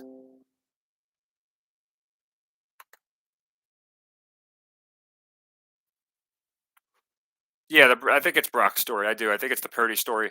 I think again they have to make him the focal point. So I'm not saying McCaffrey's not going to go nuts. I think Debo's going to get his score, and Brock doesn't have to be insane. He just has to have a good driver too. Look okay, get the MVP, and well, yeah. So red shirts, I'm imagining for the Chiefs, but again, it's weird because they both have red, so it just depends on if they're wearing the home or away jersey. So McCaffrey getting off to an okay start, and he looked like he was about to get physical right before the first. I said he looked like he was mad. He just looked like he was ready to get physical. So I'm wondering if we're going to see a real physical game. It could happen, Peter, but last time that happened, they had a long talk with him. It was last year when he was like, "Oh yeah, this Chiefs Bills game looks like it's going to be a 24-20 game," and then like it was, and then people were saying it was scripted and using him as an example. And then like a couple weeks later, they said CBS wasn't happy with the way he was calling games. So I'm like, well, yeah, he gave away the score. They probably didn't love that. So we got Purdy on a little bit of a rollout, and there's the full. I, I don't like to ever say, "Oh, I was going to say this," but that damn fullback, they do love him, and his wife with Taylor Swift. I should have probably done a little prop on his receiving yards. Yeah, they're doing the. Yeah. The hurdles are always great. The defender like knows exactly where to go to give the guy as much hang time as possible. Like I swear, just picture someone trying to hurdle Charles Woodson or somebody. It would be insane, or a line, especially when you see him hurdle linebackers. It's like imagine Peyton Manning trying to hurdle Ray Lewis. Like he'd go out on a stretcher. But yeah, they do a lot of the timed hurdles now. CMC getting involved. So yeah, we'll see how this one. Like I said, this one's gonna be pretty crazy. But I think we might see some physical ball. Oh man, 60-1. Yeah, see, it's gonna be hard for him to win it just because, gosh, especially with Mahomes as the quarterback. Like again, anything he does is because of Mahomes, right? Unless it's like you know, a jet sweep and he scores. So it's a good pick. I feel like because he could go out. I just like him more for the props. So I took Rashid to get the touchdown as far as the props. Yeah, they're giving it back to him. Yeah, so they're looking pretty good. McCaffrey's looking like a bowling ball going down a hill. Chiefs look pretty funny. They're not even trying to stop this guy. They're just falling over. Yeah, well, to be fair, Pete, I said that afterwards. Oh, someone's way ahead of me. Shane, you're like way ahead of me because I'm still seeing the replay with. Why are they showing Rasheed Rice? Was he on defense? They had a little graphic that was showing Rasheed Rice, and then he's not in the game, so I don't know what that was about. Oh, it just happened. They fumbled it. Yeah, I think again. I think this kind of stuff, and I think we saw it last week. Last week it went under with the Chiefs, and it was the same deal. It was like fumbles going back and forth. Yeah, there it goes. So now they're going to be inside their 30. I think we're going to see a lot of defensive plays as far as this game's concerned. Oh no, you're good. You can say whatever you want. There's not much like I don't care if it's spoiled. I just look over to see what's going on. But yeah, I think we're going to see some defense. This could be the best time to get in on the Niners, but I don't know. I have a feeling we're going to see the same thing on the other end. Maybe the Chiefs start driving and it's like a four and out. I just again feel like the shootout notion is going to go out the door. Yeah, that would make sense. They get downfield, they get 3 points, something like that. Take the whole first quarter out. Especially someone brought up that they had dropped the over under from like 23 and a half to 23. He might K Rob. So first week of the season, we had the Lions winning, but I also said I like Rice to get a touchdown, and he was plus 400 at the time. And yeah, he got a touchdown. I just think he makes the most sense. There's going to be so much money on Kelsey to score one, and probably even between Rice and MVS. Again, not a lot of people like this is Rice's first year, so you'll have a good bit of money on him, but probably Pacheco ahead of him. So I think Rice is a good take for a touchdown. And yeah, I mean, some of the fumbles seem pretty ridiculous. Like he wasn't hit that hard. Ball kind of just popped out perfectly, to the right where the Chiefs guys were. So I have a feeling, yeah, I think Kelsey Pacheco have definitely the most money on them. Yeah, what's up, JD? I didn't see you in here, JD. Oh, there you go. Yeah, they would have been in field goal range without the fumble. Yeah, but it's good to see you guys, Scotty. Thanks for popping by, Smith and West.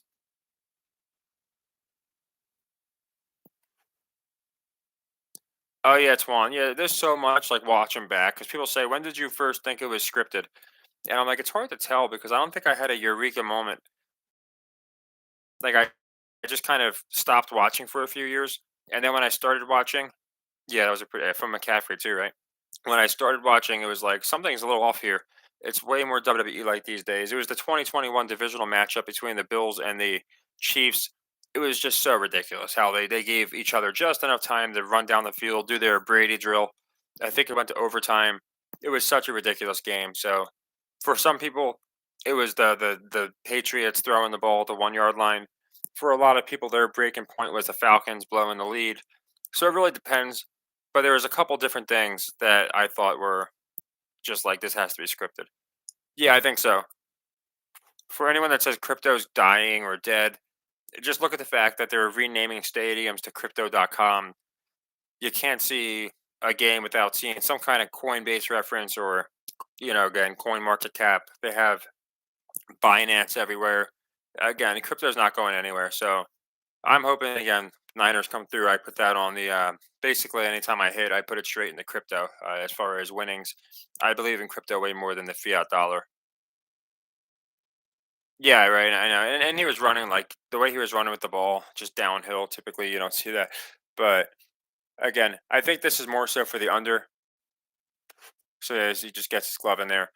But yeah, it seemed like he kind of let loose a little easier. Like I don't think McCaffrey would normally fumble there, but it just seems like it's for the under, in my opinion. I could be wrong, but they did the same thing last week. I didn't see the context. Lakers. I don't know like exactly how he said it. If he's like, maybe I'm guessing was it in reference to McCaffrey, like he's gonna bounce back. But yeah, if they say something big's gonna happen, we'll see something big. We just have to hope it goes our way. So yeah, here's all this. So you guys think? Oh, so if he throws a touchdown and an interception, we'll be at 1-2-1, 2-1-1, right? That'd be pretty interesting. So I think that might happen this game. He throws a touchdown and the interception to tie with the date. Yeah, I like Hedera Hatchcraft. That's H bar and Chainlink. I think they're both good coins. Like my 5 coins that I would like to have, they're both in it. Then if I don't include Ethereum because that's like the main coin. But as far as altcoins, I'd say H bar, Link, Polygon. I'd probably get one that has its own network.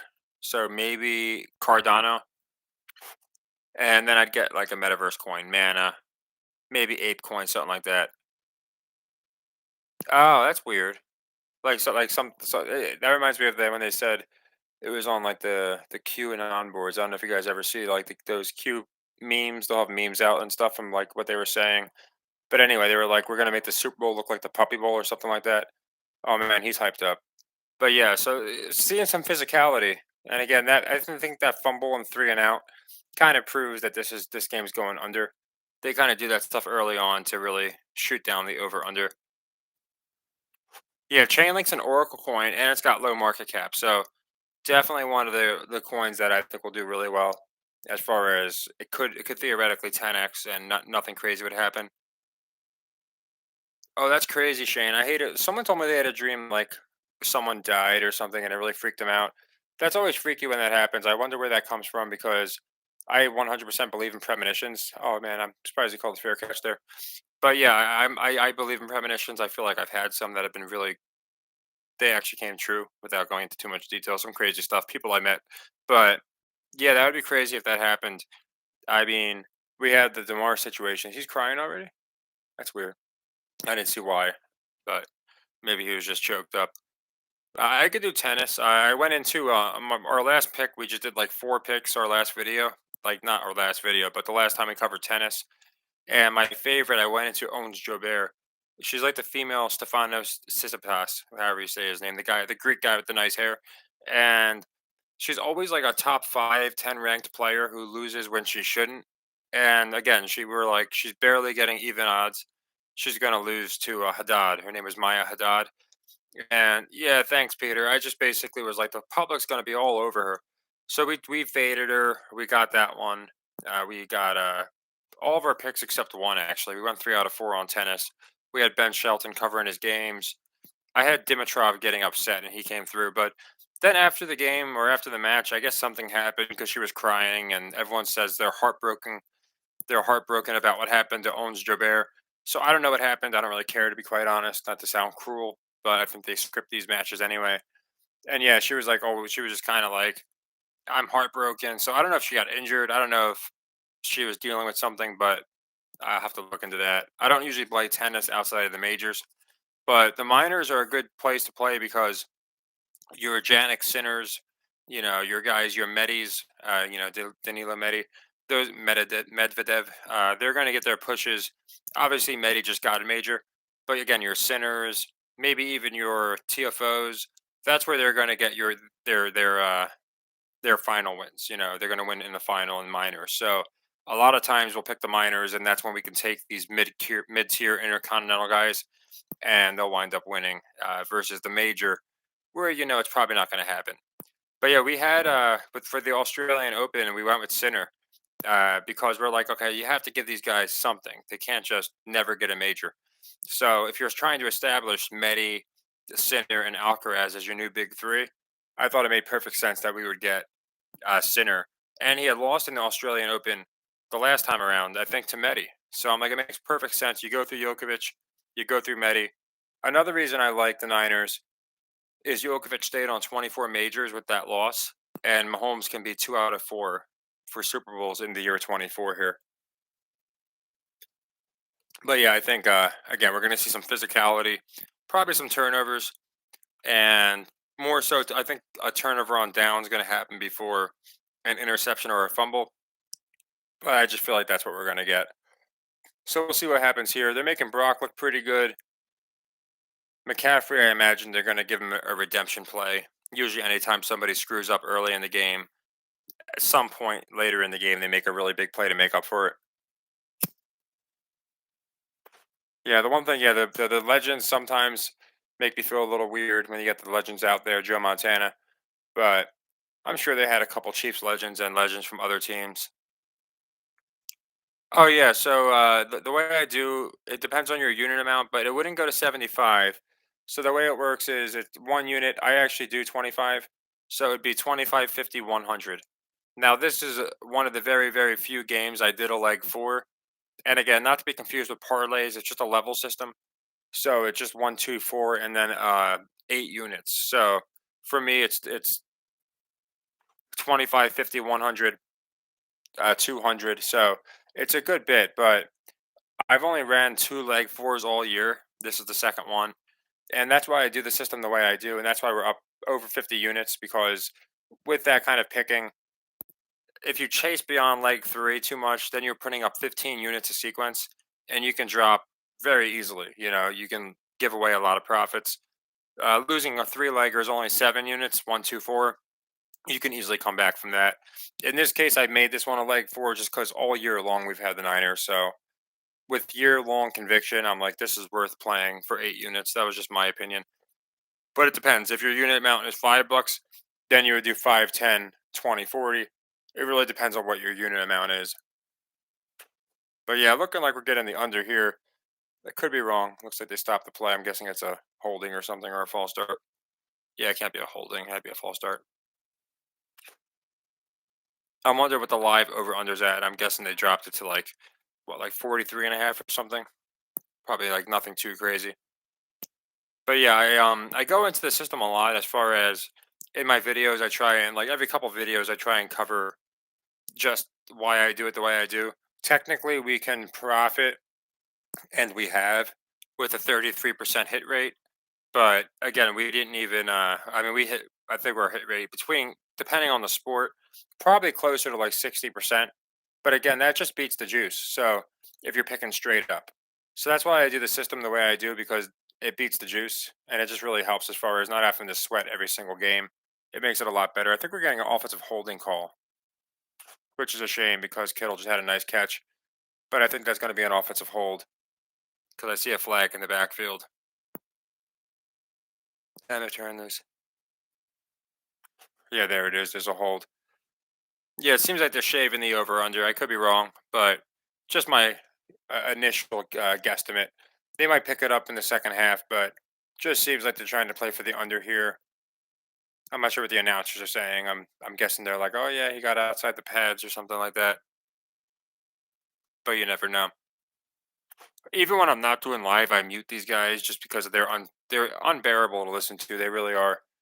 Like, because they're just there to auto plant seeds. Oh, it's down to 41 and a half. Wow. So, yeah, it just seems a little. If it was at like 50 and a half, I might have had a different opinion. But 47 and a half for the Super Bowl, again, for two qualified offenses, you see they can move the ball. There's just penalties and fumbles. And on the other side, you got the Chiefs. But I just thought more people would be on the over for a Super Bowl matchup. Again, it's two different. I get it's different teams, but Chiefs Eagles was like that game went over like 60 points, didn't it? So I just feel like a lot of people are going to be on the over here. Looking like the Niners are just going to get a couple checkdowns and punt the ball. And yeah, I think, again, seeming like more of a physical game. Probably not, again, not much crazy is going to happen. We'll probably get a player or two that, makes the highlight reel. I really do think, and people are saying, well, the public's not that smart. The NFL doesn't care. I really do think they want to avoid putting on a spectacle here. I really do. Another interesting one is the Taylor Swift prop.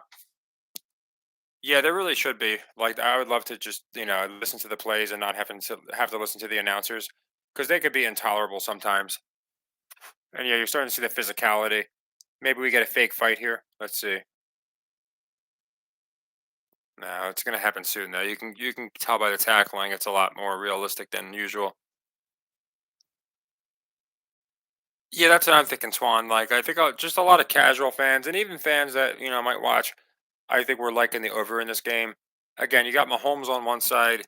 The other side, you have multiple weapons, and again, they have good defenses too. I get that, but it's the Super Bowl. I just feel like people are more likely to expect a shootout, and the media used the term shootout a million times. Now, some did say we don't think it'll be a shootout, but when you put that message in people's head, I just feel like it's going to make them think more of a shootout than not. So yeah, we're halfway through the first quarter. Probably going to end 0-0 or maybe 3-0, nothing crazy. So it seems like they shot the over under, and they do that a lot. They'll just shoot the over, and that's what I say to like people saying, "Oh, there's more money on the Niners." They can make it up with so many props, just by having Kelsey blow his prop and McCaffrey blow his prop, by having the over under go a certain way, and just imagine all the live action they're getting in between. So they definitely can make their money back.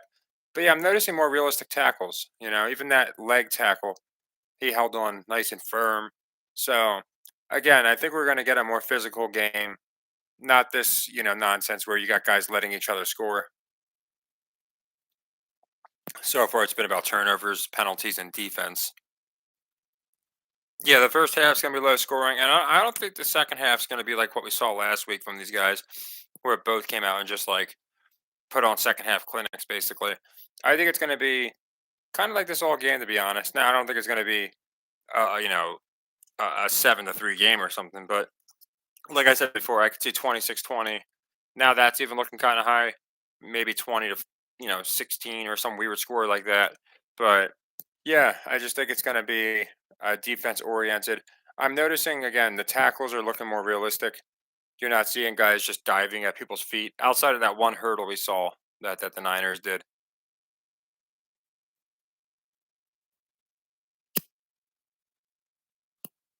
But yeah, I don't know if anyone noticed anything live. Yeah, the camera angles, that's a good point because they do it in wrestling. So when they do something in wrestling and like the guy does like a moonsault but he doesn't connect, they'll move the camera angle at the last second so it's the best spot, right? Or if a guy does a clothesline and it's obvious he didn't connect, they'll move the camera angle. Well, they do the same thing here with football. If a guy is blowing an assignment, they won't show him blowing the assignment. They'll move at the last second just to show the guy getting open. Or if whatever the case may be, if a guy holds on purpose, they always get the perfect camera angle. So you really can't see the players selling. And if you saw like with if they had like a hawk's eye, hawkeye view, like a bird view of the game, you'd probably see so much more obvious selling. But they are very clever with the angles of the cameras. Again, it's like a whole production movie now. So they know right when to go in on a guy's face when he happens to be crying or a guy's screaming and they get right in on him. There's no way that's a coincidence. There's no way the camera angles know which guy to catch, when to catch him, when he's going to be angry. But they're always like two steps ahead of the actual action. So they'll flash on Mahomes, and like 2 seconds later, you'll see him start screaming or something. Yeah, I didn't look into that JD whether the Super Bowl itself has like where they do it, like Peacock, CBS. Like I know some people said like, oh man, Peacock would be boring, and I don't know. Like I'm sure that some probably have different ways of running games, but I'd have to look into that. Like Super Bowls on CBS versus Fox versus NBC, and kind of how they go. Yeah, that'd be a good call, Shane, because that's not again, that's just like a really specific score. 16's a funky number, so to get that kind of score, that's kind of why I went 26-20, just because I thought the six was a funky number. So yeah, you never know. 1916 for Montana. Yeah, and Montana he played on both teams too. So you got the Montana connection, and they were talking to Alex Smith earlier, and he played on both teams. What's up, Creaky Joints? I'm glad you're able to make it, man. I always appreciate it when you're able to make the chats. Hopefully, Niners come through for us. Like it'd be nice. It seems like our again, we come close a lot of years. Well, it's only been 2 years to be fair, but as far as our preseason picks, and they fall just short. So I'm hoping we get these ones, get this one, and then we can move on to the Celtics.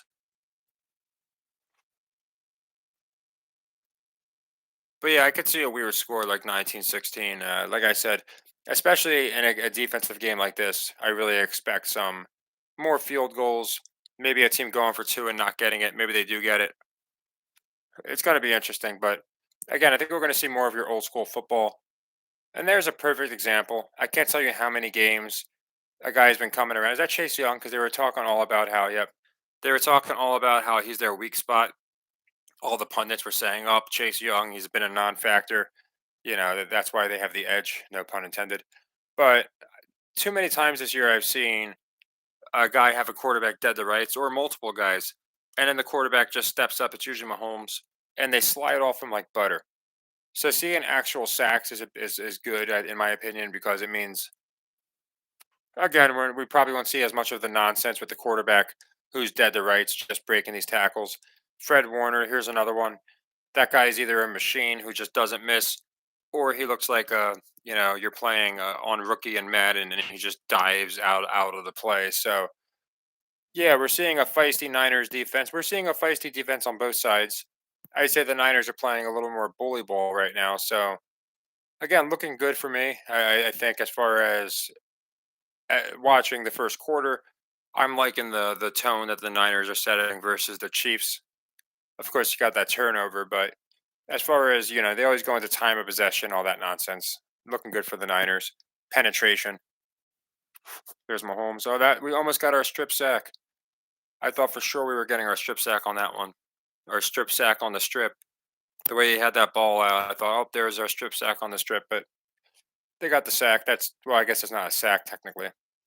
Yeah, that one was close. I still think we're gonna get it though. Hopefully, it's not on Purdy. But yeah, I'm liking the physicality. Like I said, I think if a game is being played physically, it's definitely going to favor. I swear, I feel like I'm a wrestling announcer calling this damn game, but I think anything physical is going to favor the Niners in this game, just because of how these teams are pitched. The Niners again are the hungry team. That one, so he doesn't call a fair catch on that one, but he called a fair catch when he had like a big C ahead of him. Niners, yeah, I could see that. It's been a couple drives. Again, I think they want the under to hit, but they could certainly do a touchdown. The I would imagine the punt is the favorite on this since they're back at their own 10. So for some live action, taking them to score a touchdown would definitely be good. I would imagine the field goal is the second favorite, and then the touchdown's probably the least likeliest. Maybe outside of like a turnover. So definitely makes sense. Yeah, we're seeing good punting, good hang time, nothing stupid. Yeah, that's going to keep dropping. It's again a rigged Super Bowl with a score of 20-14. Again, is a great selling point for Pat McAfee come Monday, where he can say, "Oh, it's a rigged Super Bowl, but it was the lowest scoring one in the last 20 years." You know what I'm saying? Like, so I'm trying not to overthink the Jedi mind tricking, but I'm also trying to take into account the stuff that they've used. They've talked about Mahomes dynasty, so it's like, okay, are they really going to pull the trigger? I think not. They talk about just exciting games and making everything as crazy as possible. So you get a low scoring game, a little easier to say, up if it was scripted, it should have been a 33-30 game in overtime. What's up, KG? Not much. From what I'm seeing, again, you're seeing some mistakes by the Niners. You're seeing more physical play by the Niners. Obviously, I like the Niners, but I wish everybody could win, of course. But yeah, liking them as much as I did, nothing's really changed there. Our under's looking good. Yeah, that's the thing, Twan. I tell people that with a lot of games. This game wasn't one of them, but so many games I go into, like I know people want this game, want to know the spread is it's more fun. But there's some games where I'm like, this over under is a trap. We got to take the trap. Like, there's no way. What was Kansas City Baltimore last week? Like 44 points, and we're like, yeah, that's going or 46, and we knew it was going under, and it did. So a lot of them to me, the over unders are nice plays.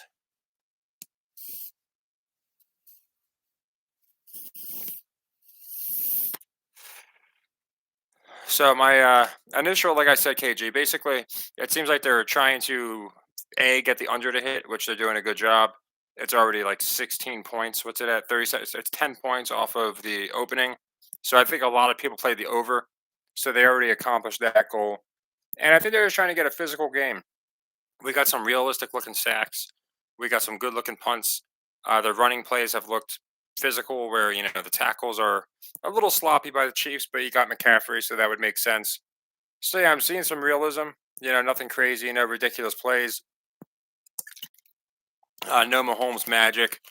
I do think that the fumble by McCaffrey was on purpose. I don't think you just again cough up the rock like that. Anything could happen, but I think that was part of the script to keep the game under. Probably same with the Chiefs 3 and out. Again, the Chiefs they'll go 3 and outs like 3-4 times, and then suddenly they can't be stopped.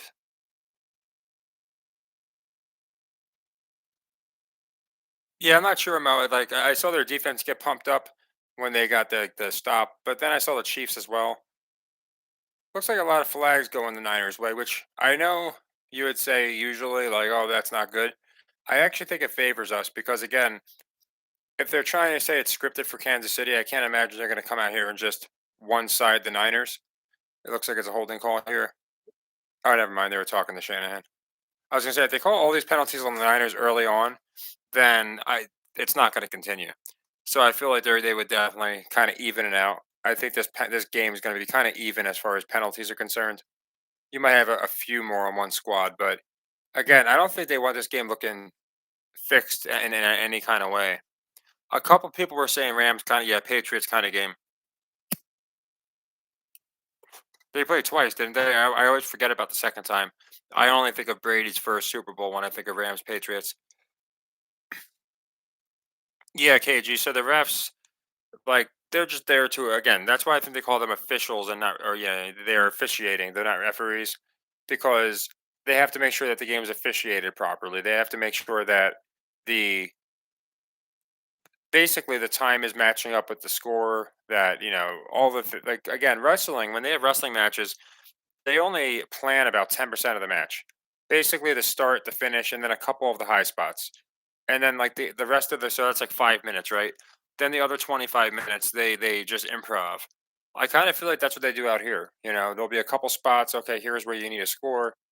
We need the over under around here by halftime.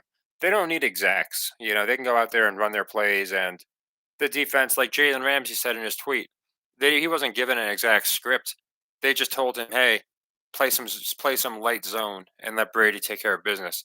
So like they don't really need exact scripts like a dance. They just kind of need to know the basic necessity of what they got to do. I do. I forget who said it. It was only a few minutes ago. Was it Shane? Said touchdown this drive. I could see that because again, I feel like after you have like five changes of possession and then nothing. I feel like the touchdown out of nowhere would make some sense. Give people a viral play.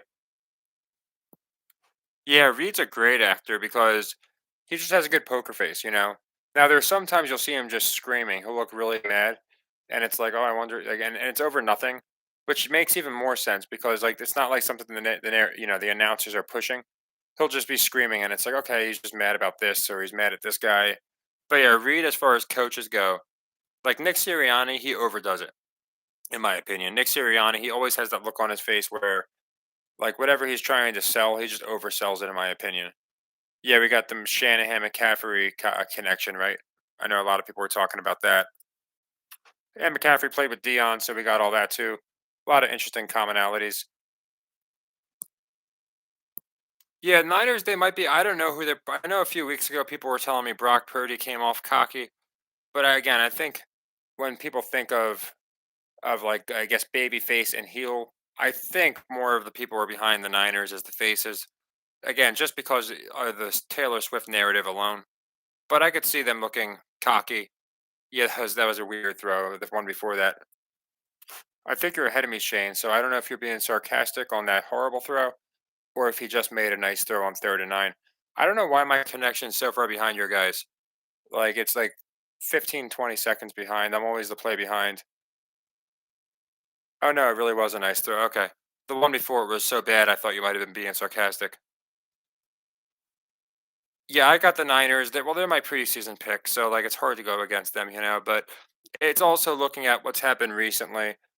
Pat McAfee's actively saying, "People think it's scripted for the Chiefs," and the fact that he's acknowledging people think it's scripted is a big step forward, meaning that they know there's a problem. So then having the Chiefs win, in my opinion, really just confirms that belief. Whether it's scripted or not, from an optical perspective, just like the logo theory, I feel like you have to eliminate that seed of doubt. So between that, Mr. Irrelevant winning, people getting tired of Mahomes, I just think the Niners make the most sense. That was a nice catch. Notice not it's none of the big guys. So this they could also just take the money by killing props. Debo doesn't get his yards, Ayuk doesn't get his yards. Yeah, and that's what I'm saying. So again, that's what Peter was pointing out earlier. They're so clever with those angles. So we see that they're in a zone defense, but nobody steps up at all to even try and cover him. Or no, it looks like they might have been in man. But either way, just really bad, coverage. And that's the stuff. If they showed that every play, so many people would be like, okay, these guys can't be that bad. They're letting them get open. So what they'll do is they'll just show like the very end of the play. And I think that's where they really. Oh, you're talking about this one. Okay, the touchdown miss. Yeah, he was open on that one too. He probably wasn't. They're probably supposed to get three, I'm guessing. Or maybe they're supposed to score in the second quarter. Having a 0-0 first quarter would definitely kill a lot of props, huh? But yeah, it's hard to tell with the Niners because I have seen cockiness from them. But I guess it's kind of like the Warriors with the Chiefs. Like some people view the Warriors as like America's team, and I have a lot of people who love Steph, and then a lot of people hate them. And whether it's because he's a winner and he's winning, I don't. I think it's all scripted, but it's for different reasons. But I've made the comparison between the Warriors and Chiefs a lot, where the public just seems to be against them.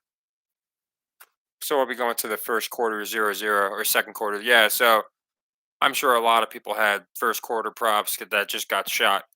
I don't think anyone had a. No, I'm sure a few people had a 0-0 first quarter, but I'm sure not the majority. So looking like the Niners, the smart call would be a check down, kick the field goal. Yeah, 36 and a half. That makes sense. So they still think it's going to pick up a little bit because obviously it's pacing for zero, but now it should be. So okay, there we go. We got some anger. We got some. Okay, there we go. Yeah, we're seeing all the emotions come out.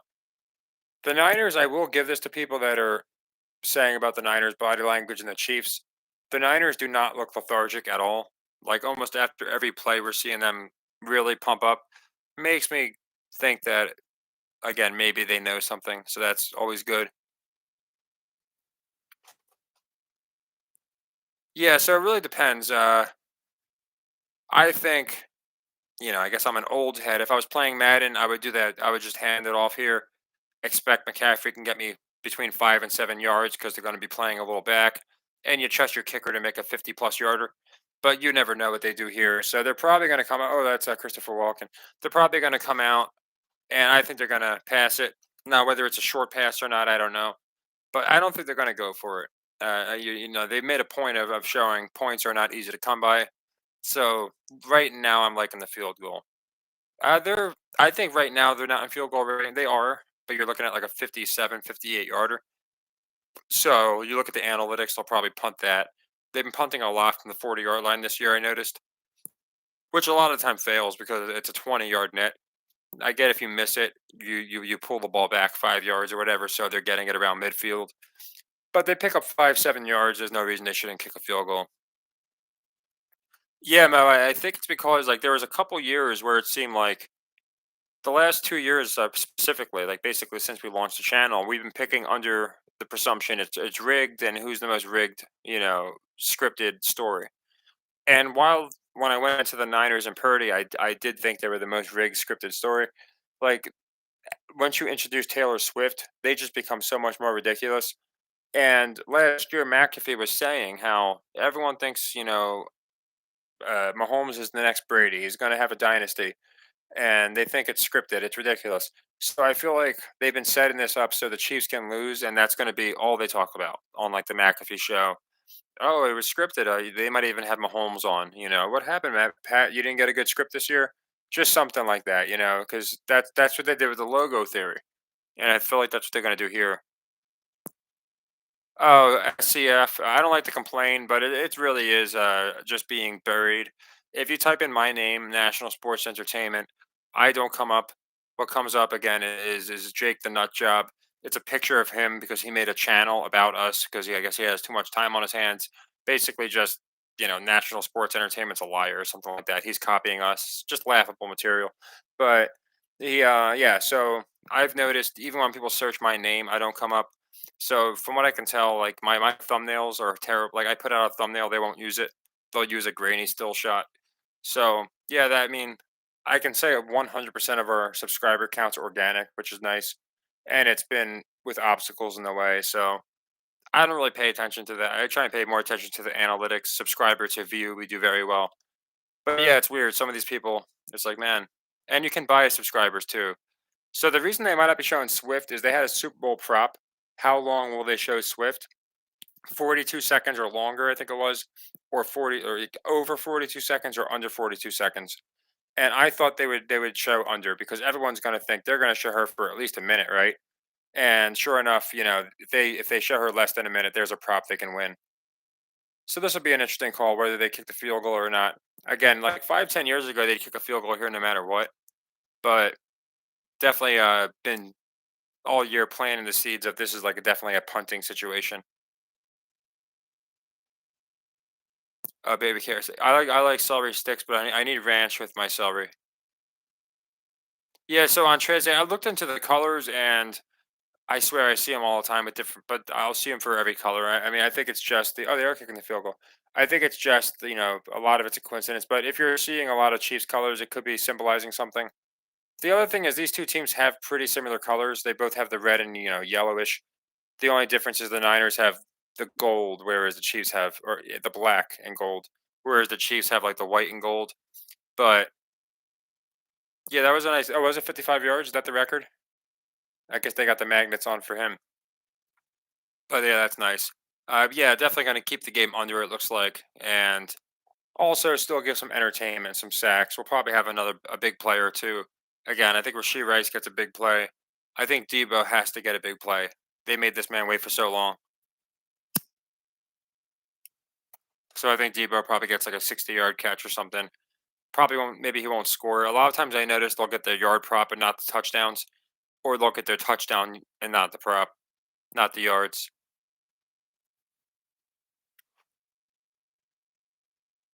Yeah, Twan, it's weird. Yeah, so a lot of people are finding that's another thing where the guy kind of just shoots himself in the foot because a lot of people came in after he made that, National Sports Entertainment's a liar channel, whatever the hell he said, and people quickly they're not stupid. People quickly went back and checked my saga, my Super Bowl list. They're like, wait a second, he's had the Niners since the beginning of the year, and he's had all these other things Jake's been saying. So yeah, it kind of backfired on him, and then I think again, he usually won't make a video unless I'll basically bring up stuff that he's copied, which is very, very rare, honestly. Like, in the live chats will come up because people will bring them up, or just Tony, all these different guys, Zach, how's all these different channels, and I give my opinion.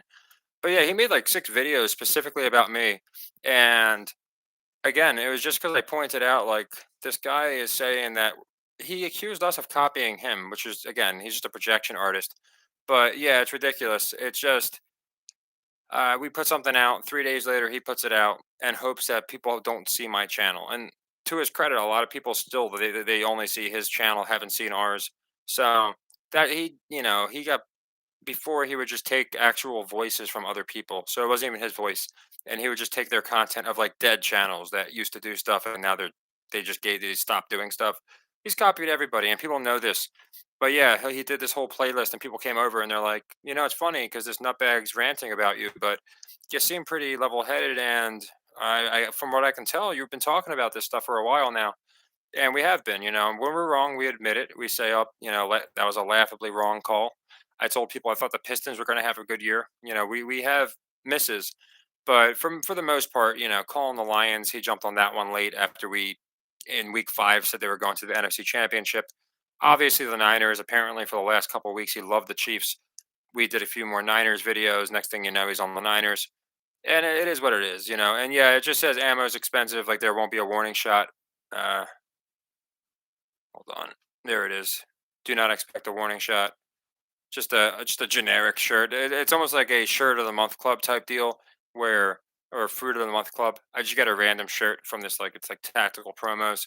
Some are again, this one's not as creative. Some are more creative. So this is just one of them. But yeah, I get like a random one every month now. I guess I'm on a reoccurring payment. Yeah, well, I told people that before Twan. I said, it's not proof, but when someone's calling themselves an asshole, there's a good chance that they might be an asshole.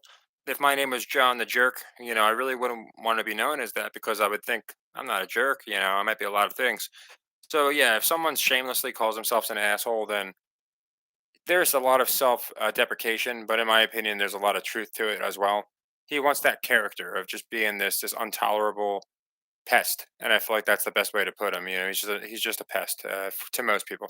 I know a lot of people watch us both, so I mean that's fine. Like I don't have any issue with that. He's the one who just got so mad when people started watching both channels and then ratioed him. So like he started making burners and coming over and saying, "Oh, Jake's the greatest." How dare you talk about Jake? He's been doing this, and then I just reply with a freaking quote from him where he's like, "Thank you so much for your great picks." And again, the Jake burner just deletes his comment. So that's basically all he does. Oh yeah, so Usher, that's creaky. I think there was 189 Taylor Swift props when I saw last. They had every kind of prop you could think about, and there was like again like high 180s, maybe 186, and I'm sure they added a few more. But it was like, when is Taylor Swift going to do this? How long are they going to show her for? Will she shake hands with this person? And it was just absolutely insanity. So yeah, I wouldn't be surprised if he did. But I also think they don't want to. Again, they're going to show Swift whenever Kelsey makes it. I think people think they're going to show her when he gets a touchdown. I think they're going to show Swift when he gets knocked out or something bad happens. He like screws up, so we can see Swift looking all sad. I could be wrong, but I just feel like again, this is a great game to shave Kelsey's props. Yeah, thanks, Twan. I put it this way for people. You can watch Jim Cornette, even though he is a character in and of himself. You can watch Eric Bischoff, and you watch. I would think for the insight, for some perspective. for some level-headed analysis. And if you just want to laugh, you'll watch Vince Russo, watch a guy make a clown of himself. So, like from what I can tell, that's Jake's shtick. He likes to be the jester. As long as he's getting any kind of attention, he doesn't care if it's people laughing at his expense. And for me, I've never been that kind of person. I didn't make this channel so I could, get YouTube famous. I did it because so many people talk about it being scripted, but a lot of people weren't going into the Vegas aspect. So I was like, let me go into the Vegas aspect, and we've been doing a great job, in my opinion. Again, we're up over 50 units in just a couple months, just doing the NBA, NFL, and college. And a lot of it's just, again, fading the public. Yeah, that was a deep throw. And this is what I said to people before, because people were like, well, it can't be scripted. They have to actually make that throw. And that's why they love Mahomes. That's why they love certain guys, because I see there's a fumble. So, oh, we got Swift. How many seconds is that? We got to get to 48 seconds. I don't think she's going to get shown for that long because everyone probably picked the over on Swift. Yeah, someone said a fumble. Let's see how this one happened. This we got Pacheco. Oh, so both running backs, and it looks like the Niners got that one. So yeah, definitely pushing the. It seems like, in my opinion, the again defense. We got two fumbles and punts and a field goal.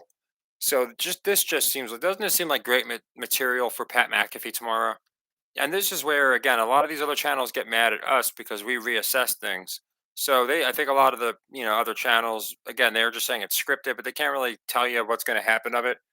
I watch a little bit of Pat McAfee, and I'm trying to delve into, okay, we can't just pick the most scripted team, and of course it's only the second quarter, but I just feel like now McAfee has all this ammunition to come out and say, "Oh, it can't be scripted. If it was scripted, then you wouldn't have had, a three, a 0-0 first quarter, and this game's obviously not going to be a shootout. You would have had a shootout. You have all these things. So again, it seems like they're giving us a almost a realistic, even though it looks scripted. I mean, what have we had? We've had two fumbles. That's what we used to see. We used to see guys fumble the ball. Just nothing crazy, no ridiculous penalties, and it just seems like a physical, old school, low scoring game. Defense isn't missing tackles. We saw a couple guys blow coverage, but again, especially if the Niners win, McAfee's gonna be so happy tomorrow. Just going, into how up you all thought it was scripted, and there's no way it can be now. I'm not gonna lie, I would have been a little worried if Tony did play because everyone thinks he's such garbage. I was like, man, they're gonna put this guy in. And I was like, if he comes in, I think he's going to do better than most of the other Chiefs receivers. So yeah, him not playing makes me again make the not like the Niners even more, which I say every video. I don't know how that's possible at this point, but I guess everything's possible.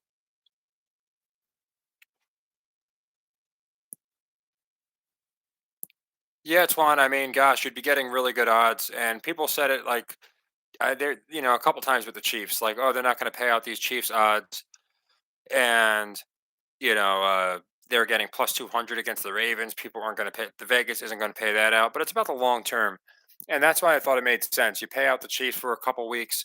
And now that you got everybody, it seems like, on the Chiefs, people that think it's real, doesn't matter. People that think it's scripted on the Chiefs, then everyone's going to pile it on the Chiefs. And I think it's going to outweigh the Niners' future handle. Again, for a lot of the year, the Niners were only getting plus 200, plus 250. So it's not like they're paying out plus 600, or something for all these people.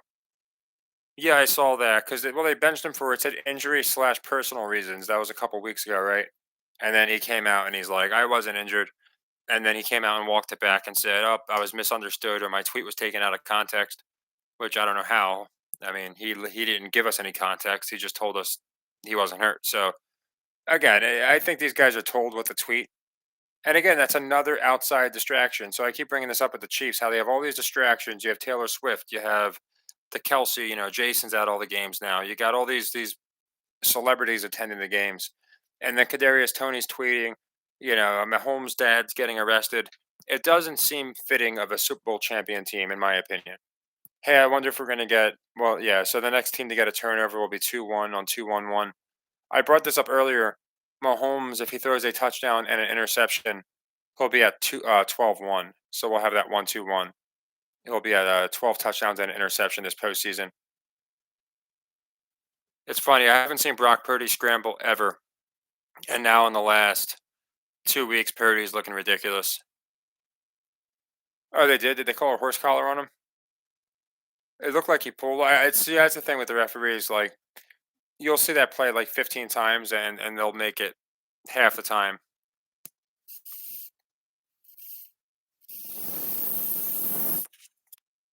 You could be right, Twan. The only thing I say is WWE commandeered all of their wrestlers' social media accounts for this very reason. There was like leaks where kind of like a Josh Giddey situation happened with this wrestler called the Velveteen Dream. So I feel like they don't want that kind of situation happening, or a player just saying something that would go against their narrative. So I can't imagine they would have Tony and they wouldn't have access. But you could be right. Maybe they get more rain than the wrestlers do, and maybe he just said something stupid. But like these Kyrie tweets and all these different tweets I said for the longest time, I think it's the NFL making them say these things. Yeah, that's the thing. So it seemed like he was like doing a horse collar, kind of pulled up on him. But then, if he had continued a regular tackle, he would have been out of bounds. Oh, look at Kelsey. Why is he even? He's not even on offense. So I don't have any context right now because the sound's not on. So it's funny watching. Like I have no idea what Kelsey's screaming about. But again, it's just looking like guys that aren't cohesive. So that could be the narrative. The Chiefs are not on the same page. They're arguing with each other. It's not the same team that we're used to seeing. Whereas the Niners, it's nothing but camaraderie, you know. So kind of fit in the story that we think is going to happen. So hopefully that'll turn out to be the case. I have no idea what Tracy here is saying. She's probably just saying how Kelsey's mad. Now they might show Swift for like 5 more seconds. Let's see. I guess not. They're just showing Kelsey.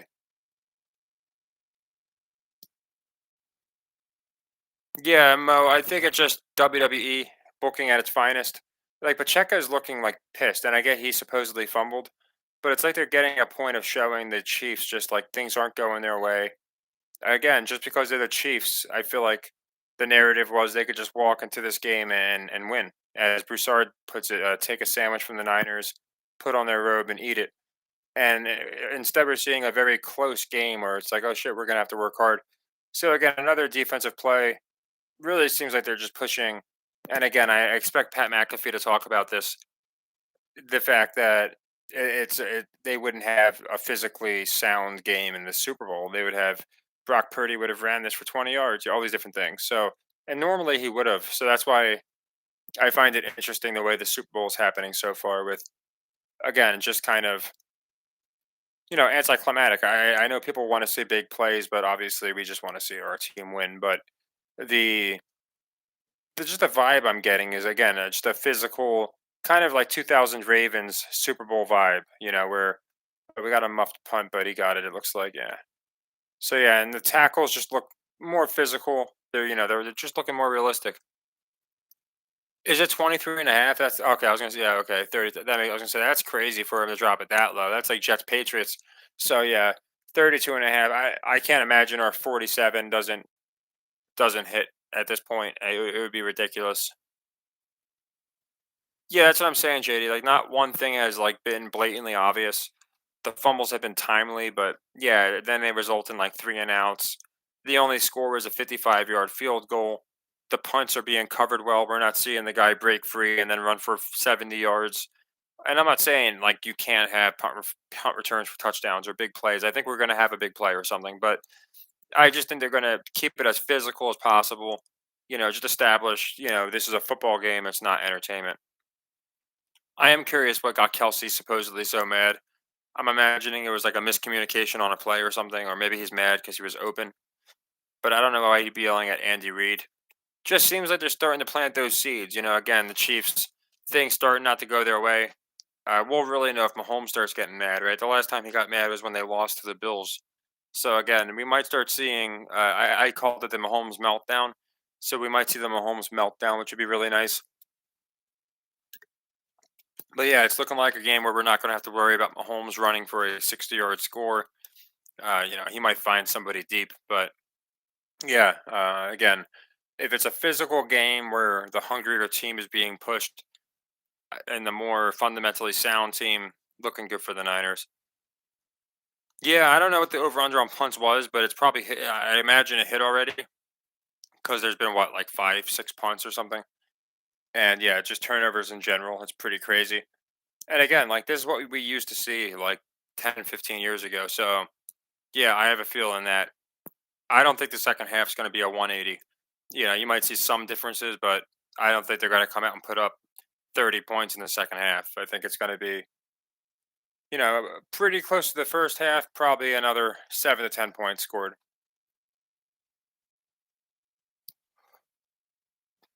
Yeah, yeah, I wouldn't be surprised, Twan. I mean, if you see some of these celebrities, so like it's funny because that started a long time ago. If you guys remember with Sierra, like before people were saying all these different celebrities might be men, women. Sierra, people were pointing out that Sierra had an Adam's apple, and that theory ran wild for a while. And now it's going with everybody, and it's hard to tell these days. I'll be honest, but yeah, I said I wouldn't be surprised if you see Taylor Swift in the stands and like he looks up at her and gets distracted or something stupid, and you just see some kind of almost a movie type. Can't be too movie type, but like movie type bickering between Kelsey and the team. Maybe he's got his eyes too much on Taylor Swift. Did he really get injured? Quote injured celebrating.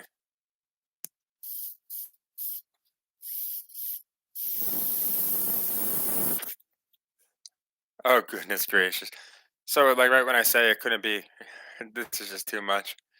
I don't like to laugh, especially if he's really hurt. But that was pretty ridiculous. So dude just runs onto the field and like he felt like Vince McMahon when he tore his quads in the Royal Rumble. Creaky, what was it? Your wiki facts. I'm curious. Are they still waiting for the injury? Okay.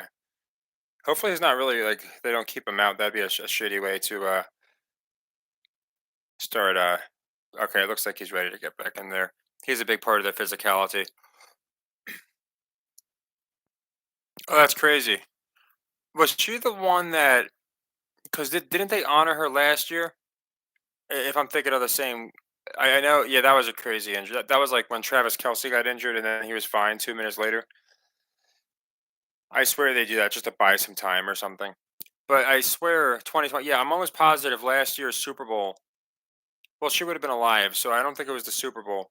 But I swear they were talking about maybe it was like the very beginning of this year, the Chiefs owner and how she had died, and she was like, a diehard, the best person in Kansas City history, basically. So yeah, I do remember that vaguely. I just didn't know exactly when she died or what happened. Holmes is the best at doing that. I don't think his knee was down. Yeah, he got that out of bounds. It's seeming like that. I mean, his pocket's crumbling. His receivers are hardly dependable. Oh, it's going to be a rough in the or intentional grounding because it didn't make it back to the line of scrimmage. Yeah, I thought he made it back to the line of scrimmage, so I thought it wasn't a grounding to be fair, but I guess they're calling it one. LeBron versus Mavs. Are you saying in the Western Conference Championship, or do they play? Because I know we had the Mavs covering the or we had the Mavs. Oh no, today was Celtics, Heat, and Kings Thunder, right? I don't think the Mavs played today. Oh, it's fine. June 4th. Yeah, so it was still before. It was still after the Super Bowl. I forget which game I saw it, but they honored her. If you so Mo, if you're asking about my prediction for the Western Conference Championship actually is I did one rankings video, and it was before the in-season tournament, so a lot changed. Oh yeah, he didn't get it back. So a lot changed since then. Because with the Lakers winning the in-season tournament, I'm not as sold on them. But I could definitely see you got the Kyrie situation. And I went into if you got the Celtics Mavs, you'd get the colors of Hamas versus the colors of Israel. Because Hamas is green and white, and Israel is obviously blue and white. So that's not the main reason I like them. I really like them for other reasons. Luca brings in the international appeal. He's not going to win MVP. But I noticed after picking it, I said, that's funny. These two teams have Israel and Hamas's colors. So just something I'm thinking of. I don't know, Pierce. From what I can tell, he was celebrating and then he fell down, and they started bringing out the carts. So, and yeah, now they're taking him off. I imagine he'll be back for the second half. Maybe a Ronnie Lott situation. Remember, he cut his finger off so he could finish a game because his finger was broken. So maybe trying to make him look tough. I think he'll be back and finish the game. Yeah, the under was nice. Yeah, sorry, Aaron. I don't. So you do some big unit amounts, huh? Because that was a leg three for me for 4 units. So to put in perspective, this is a leg four for 8 units. So if this one comes through, it easily washes the Minnesota loss. But for me, it's 100 because I do 25, 50, 100. So yeah, I'm guessing your unit amount is like I don't know, gosh, 500, 100, 1,000, 2,000. So you're a whale. So overall, you should be doing really well. But yeah, we faded Minnesota today. They didn't come through for us, unfortunately. But we finished +7 yesterday, +7 units. Right now, we're down 3 units, but I think the under's almost a guarantee. So that would put us down 1 unit. And then, of course, this plays 8 units. So we might be, it could be a bloodbath, or we could do really well today. Yeah, Mo. Again, Hurts was getting enough love, I feel like, and they gave him a lot. So like his first year, I feel like that was one of the biggest reasons. Once we had that matchup, I liked the Chiefs so much, and because we knew Mahomes wasn't going to start 1 out of 3.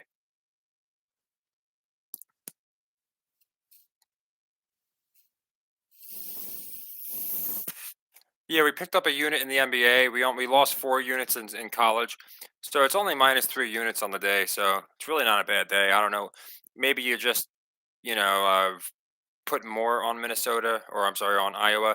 I'm not sure, but I never suggest going beyond really like three, and then at the most I'll do 8 units, which again for me is only 200. So yeah, that's a pretty sizable wager. Yeah, I do wonder the commercial tie-ins with the games. Like I know that there's a lot of symbolism. That's the stuff I don't really go into, just because I mean we have aliens here, but there's just so much we can go into. But I try again. I always stick to the Vegas aspect. If I see some crazy symbolism, I'll go into it. But there's people that go into it a lot better than I could, just because I don't know. I there are certain things where if I go down the rabbit hole, it's so darn deep, then I really don't know when to stop. So I kind of stopped looking into the crazy symbolism. Although no doubt it would probably help with a lot of the picks, because for years people told me look into the owners and all that stuff, and obviously if we knew the backstories on all the owners, it would really help. Yeah, that's the only problem, Triple Mike, is like both teams' primary color is red.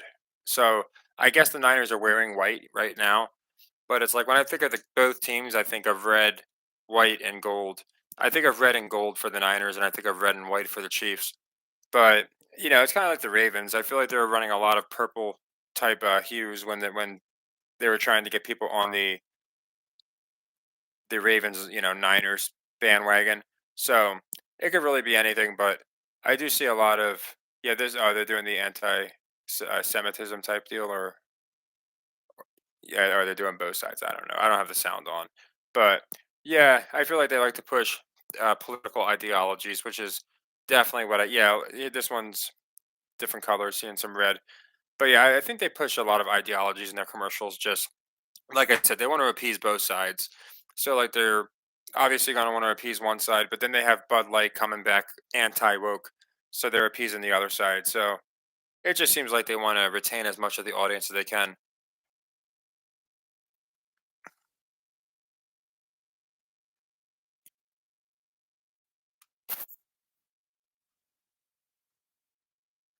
Yeah, Twan. For me, I typically will stay away from parlays just because I don't know. I feel like they're value killers. Sometimes they really do help. I've hit some nice parlays, but nothing worse than picking like 3 squads and you get two of the three, and you take a loss.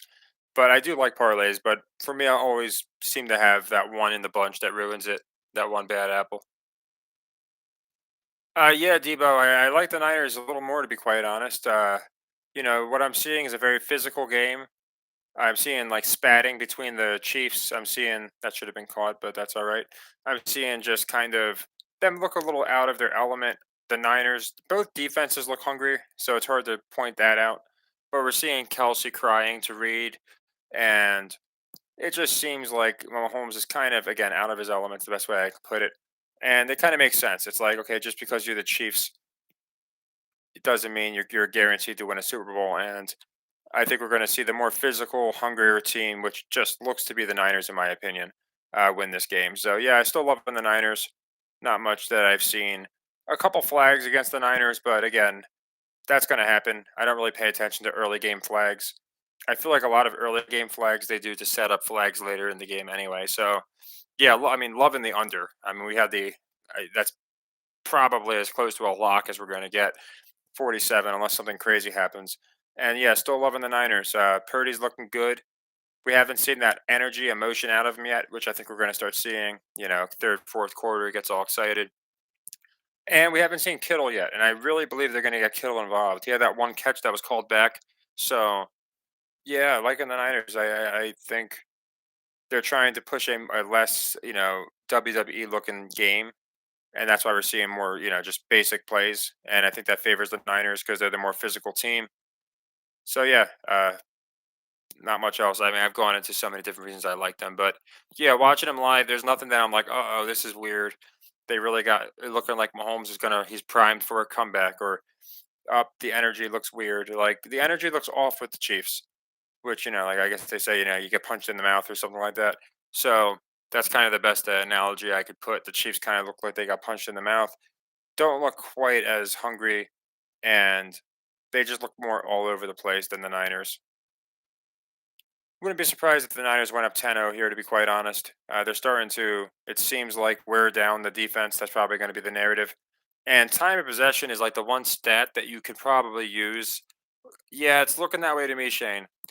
Maybe Debo breaks free, or even CMC, but probably Debo. Time of possession you can almost use for a scripted game because they love pushing out, even with turnovers. It used to be turnovers, not as much anymore. Now they're just really pushing. Whoever wins the time of possession wins. And it seems like 9 times out of 10, whoever wins the time of possession wins. Oh, nice job, Andrew. I don't know if you got the under 47, but I kind of call that like a super hedge, right? So hopefully you'll catch that window if you did. But if not, hopefully it just goes over for you to hit that either way. Yeah, so Twan, my final four is here's my theory. In the East, so last year I had the Sixers winning the whole thing. And once they got booted, I went with the Heat. The reason I had the Sixers winning the whole thing was because I thought the Doc redemption story versus the Clippers would have been great, right? He comes back, he beats the Celtics, one of his former teams, and then he beats another super team. And the whole gig with him is he can't win with super teams. So I had the Sixers all year. Sure enough, Doc let me down, got shamed, and I thought that was the end of it. Coming into this year, it was Celtics Bucks. I just thought that made the most sense. But I liked the Celtics because I thought more money would be on the Bucks. And on the other side, I was looking at Nuggets, Lakers, Mavericks, Lakers, something like that. And I wound up, the Mavericks make the most sense to me right now. I could see even the Thunder maybe making the Final Four. Again, that one I'm definitely open to reassessing. Maybe we get Thunder Mavs or Thunder Lakers. But I like the Lakers and the Mavs the most coming out of the West. But what's interesting is now you got Doc on the Bucks, which means he could play three of his super teams. He could play the Celtics, say he beats them, or play the Sixers, beats them, plays the Celtics, say he beats them, then plays the Clippers.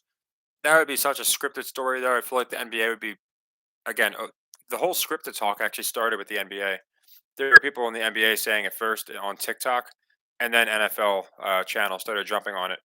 But long story short, I do like the Doc redemption story, but only to an extent. So I still like the Celtics, and I still like I'm saying the Mavericks because the Lakers were my pick until they won the in-season tournament. And then I'm like, I don't think they're going to give LeBron both. I think if anything, again, he could win for a fourth team if he loses, and then him and his son go to, say, I don't know, the Bulls or something. So I'm starting to lean towards that, where LeBron he got his in-season, but he'll lose the big deal. Won't make the finals, and then he wins with his son. That's just what I think happens. What fake fight? Oh, on the here, yeah. Probably third quarter. I'm gonna say Chris Jones and George Kittle get into it. I think that's a good call. I think we're definitely gonna see it. Just they're gonna start pushing it as the game gets more physical. I'll say Chris Jones and George Kittle makes sense.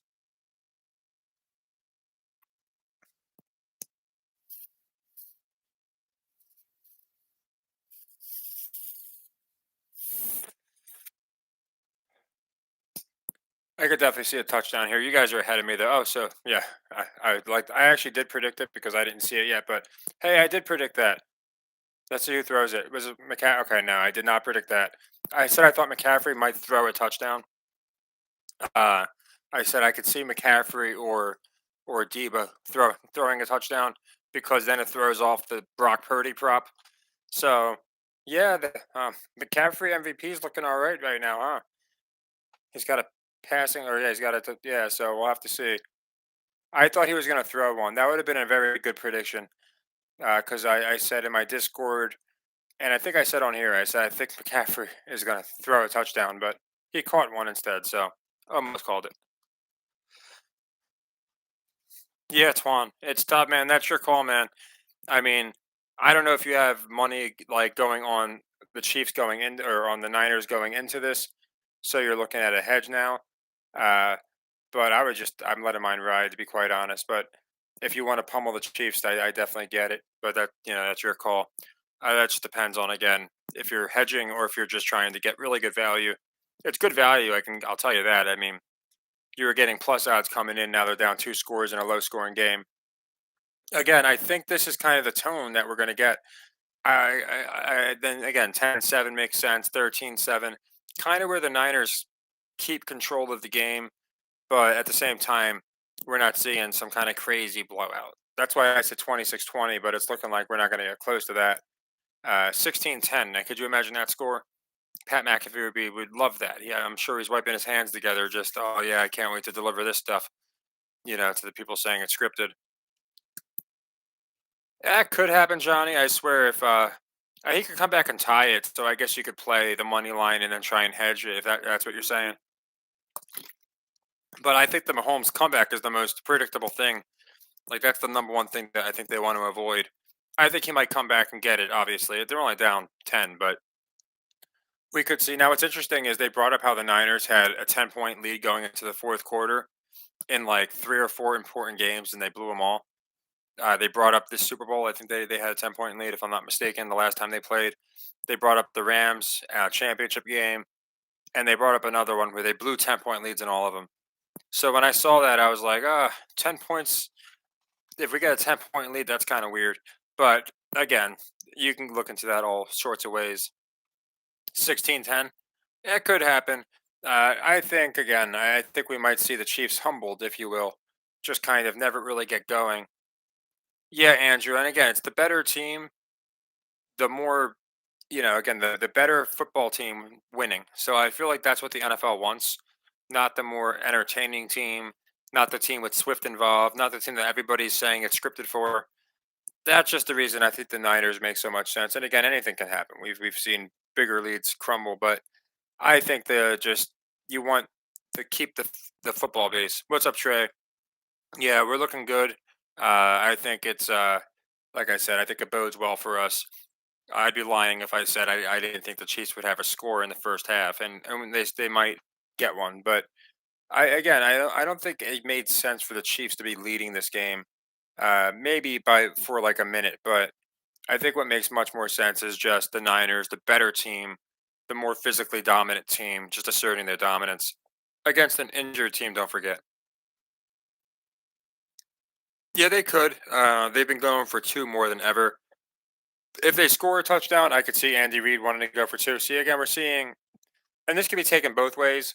So you could say, okay, this is Jones rallying the troops. That's what a Super Bowl champion does. But you could also look at it and say, oh, these guys, it's not good. You got Chris Jones. He's got to give pep talks. On the offensive side, you got Kelsey screaming. We weren't seeing this in their Super Bowl win against the Eagles. Now, I forget what happened with the Bucks. Like I said, Mahomes was too busy huffing into his mask like the world's dumbest fish. And I think that one was about the vaccines as well, which is interesting because he was running onto the sideline after being in a pop pile, and then he puts his mask on and he's huffing puffing. And Brady was obviously an anti-masker, if you will, whatever you want to call it. So I just feel like that kind of played a role. But yeah, in this game we're seeing a lot of anger out of the Chiefs, a lot of, and who knows, for the people that think they're going to win, maybe that means that they're coming back. I just think it's more of a meltdown narrative. Again, they're not used to this. They're used to just rolling through people because they have Mahomes, and here you have just a juggernaut of a team in the Niners. But we'll have to see. Like I said, I never crack the champagne early for a reason. There's a lot of times where games look dead to rights. We come back, we get them. A lot of games look easy. Of course, I have more conviction in this one because I've liked them all year long. It's not like any other game. But yeah, I always tell people I think most of these games will figure out in like the last 5 minutes. I don't think this one will go to the last 5 minutes, but I think by the fourth quarter it'll be winding down. Like it's not going to be over by the fourth quarter. Oh yeah, what's up, Trey? Yeah, and the bottom part says there won't be a warning shot. Yeah, it's like this Tom. I think it's tactical promos or something, and they just send a random shirt each week. I got a Trump on the other week with the mug shot. It's like wanted 4 years for president. I like that one a little more, but yeah, they sent some cool shirts, and yeah, it's crazy. I mean, I don't think people ever lived at a time where they felt like they needed some kind of protection, and now it's like the first time in a long time. I'd say people probably, in my generation where people genuinely feel like they need protection because of shit that might happen. Yeah, that's a good point, Swan. And that's the only reason I'm not like so I just because so many people are saying he's the next Brady, he's the next Brady. So if he comes back, wins a game, goes starts off just like his idol or his predecessor, whatever you want to call him. I just feel like that again. It just feeds the it's scripted crowd, and I think there's more people saying it's scripted than you would believe. I don't think it's just a few people. I think there's probably a quarter of the base saying that it's definitely scripted, and more importantly for Mahomes. So if you notice, they haven't shown Taylor Swift too much. I think they kind of want to get away from that. I'm sure they'll show her for a couple reactions, but they've only zoomed in on her. I think pregame, and then that one time she looked a little like shocked after Kelsey had that big play that was called back. So yeah, it should be interesting as far as what they do there. But again, it's just looking like uninspiring football. It's not looking like a script fest. It's not looking like a WrestleMania main event, in my opinion. So we got 2 minutes left. I'm gonna head over to my folks after once we get to the halftime show. It's gonna probably be like a 45-minute halftime show anyway. So don't care much to watch that. But we'll cover the rest of this half here. See what Mahomes might or might not do. 10-0 would be interesting going into the half. Obviously, I think Chiefs probably get a field goal or something, but we'll have to see. I know they start with the ball conveniently in the second half, so you have, of course, a very good possibility of them just coming out and then the opening drive of the second half, making up some nonsense about how Andy Reid says we have to do this, do that, and the other thing, and they maybe get a touchdown. I still like Rice for their touchdown. I don't think it's going to be Kelsey. Maybe Pacheco because he fumbled, but I don't think so. I think people were hammering Kelsey and Pacheco props. So for the Chiefs' first touchdown, I like Rasheed Rice a lot, and it kind of really, in my opinion, it's another realistic kind of score because he's a guy that he's their best receiver. There's no denying that. So we'll have to see. 16 straight would be interesting. If they went for it the first time, then I agree they'd go for it again because you're going to be up 4 points anyway. Might as well extend it to six. I just think again, I think there's going to be more field goals than touchdowns in this game, or at least a lot closer to as many field goals as touchdowns as we get. Getting a lot of commercials. I get it's a 2 minute warning though, so we're probably going to get set up for that little Mahomes Brady drill. So I'm not sure what the Vegas odds are. I imagine the money line's not looking pretty for the. Well, I'm guessing it's looking really pretty for the Chiefs.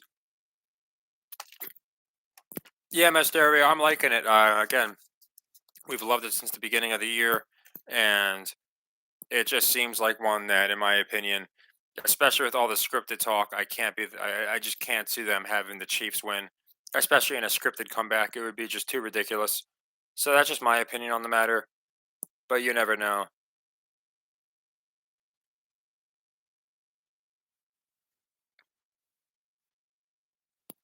Yeah, so it's fun. That was like the one thing about last. So many people like, and they did the same thing. That's why I feel like the Niners make so much more sense going into this week. It's all been: is it Swift? Is it scripted for Swift? They were asking God Goodell, is it scripted for Swift?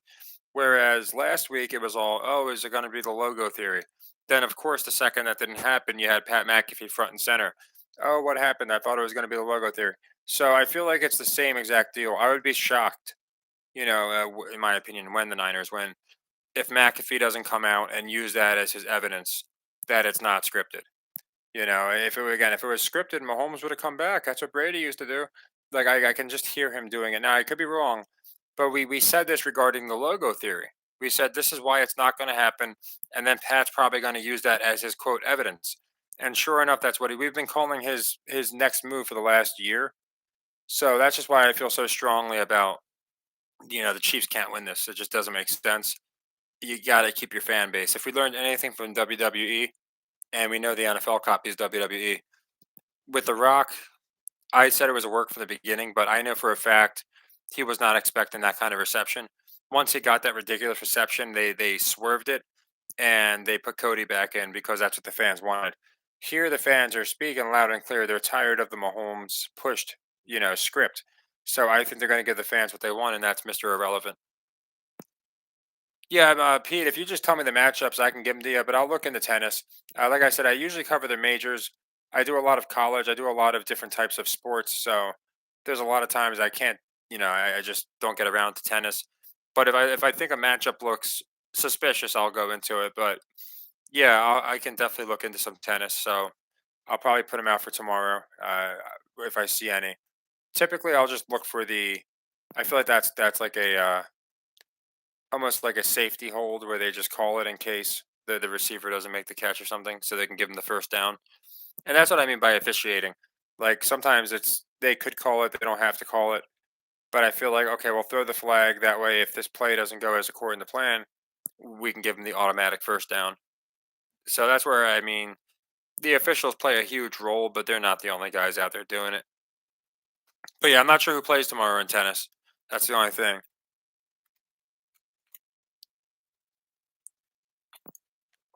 Oh, nice drop. Oh, I thought for sure that would have been Kelsey because that was one prediction we did make. Is that no problem, Pete? Like I said, I don't know who's playing, but when I check them out, if I see any that are nice, I always post them on the Patreon, buy me a coffee, all that stuff. But I'll go into any of the ones I like. I usually post them in my Discord too, because I have a tennis section. But yeah, Chiefs looking a little discombobulated. Now anything can happen, and I'm a play behind, so you guys will probably know before me. But yeah, just looking not like themselves, and I don't know. I just feel like the swerve where they just come back from 10 down would be even if they were going to have the Chiefs win. I feel like the last way they could have it is in a comeback. So we'll have to see. But there's Pacheco again. But the running backs, I always guess the opposite. So if I guess that they're going to, I did it with Jamir Gibbs all year. If I guess they were going to do good on receiving props, they did good on rushing props. If I guess they were going to do good on rushing props, they did good on receiving props. That's why I almost never pick props. Actually, our props aren't doing too good, are they? Because we had Debo scoring. I don't think he scored right. It was McCaffrey. So we had Debo scoring. Our under on Kelsey is looking good though. We had Kelsey going under. We have this guy Rice scoring. We have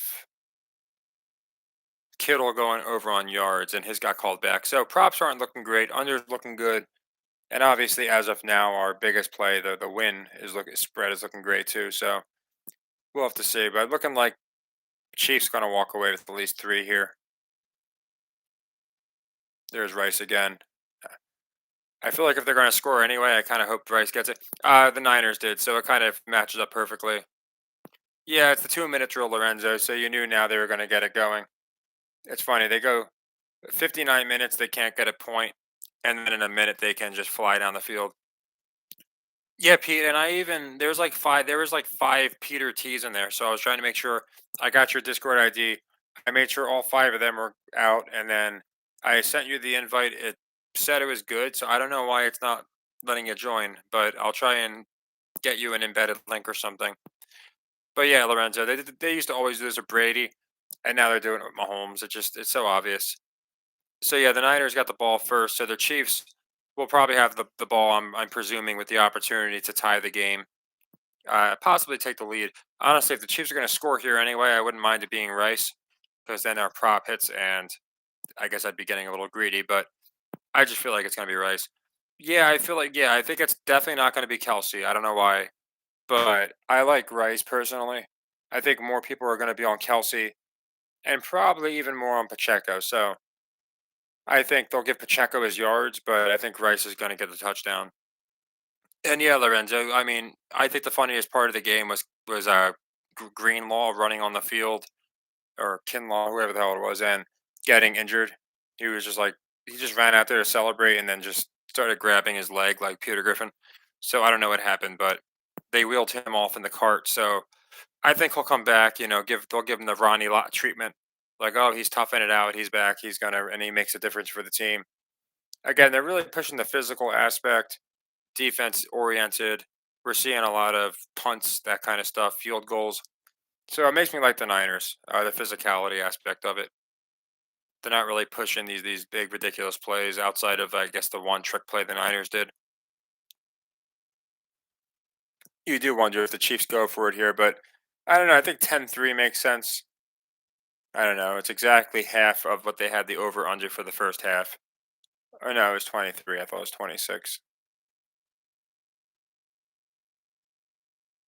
Trying to pay attention to some of these commercials. Yeah, and that's the biggest thing with pace. Like I was saying a little bit ago, Lorenzo, that the the time of possession is like the one, I guess, statistic where you can really look at, and it really does give away the winners. Like 90% of teams that win the time of possession. It's like more effective than turnovers. So of course they could just flip the script. But again, we're seeing Brady Mahomes again. Like it's like they're trying to show people already. So like all the people that think it's scripted are just gonna have a field day with this. And then when the Niners win, all of a sudden it's like, oh, wait a second, like I kept saying, Pat McAfee could be the first guy coming up saying, what's going on, guys? I thought he was the next Brady.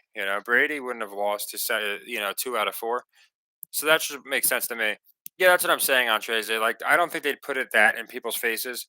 Yes, a year or two ago when people weren't really questioning it to this extent, but when people are questioning it like they've never been questioning it before, here's Rasheed Rice. I got stuck up. I don't think they're going to just run ahead and continue, Mahomes. So again, it's like if you go to Pat McAfee's comments, or if you just type in Super Bowl 58, I'm not kidding when I say like every third comment is somebody calling it scripted. So it's not a 10% of your base now. It's like a quarter of your base, maybe even up to half, depending on the day, think it's scripted for Pat Mahomes. And then you're going to give him a back to back. It wouldn't make any sense to me. So again, just trying to gauge where the NFL's at. Guessing this will be okay. They're going to let the clock run. I have a feeling this is going to be incomplete. I thought they were going to run the clock down and try a first down. They could Pierce, but gosh, they'd have to do some scoring. Talk about scripted. I mean, if they put up at most 17 points in the first half, I'm thinking 13 points, and then come out in the second half and drop 40 something points. I just feel like that'd be insane. Of course, anything can happen, but I don't think the 47 is going to get hit. If anything, I could see 21-20. That was actually the Chiefs' first score this year. They lost 21-20 to the Lions, but yeah, I don't think it's going to get that high. I think again, if they have a lower scoring, defense oriented Super Bowl, then that's again perfect ammunition to say, oh, I thought if it's scripted, there's no way they would have such a low. I'd have to see the last. What's the lowest scoring game in like the last 10 years or something? I'm curious to see that, because if this one beats that out, then that would be a really interesting statistic that I think they would run with. Oh, we got Swift again. Imagine having a prop bet on that, because again, it was like, will they show her for longer or shorter than like 40 something seconds?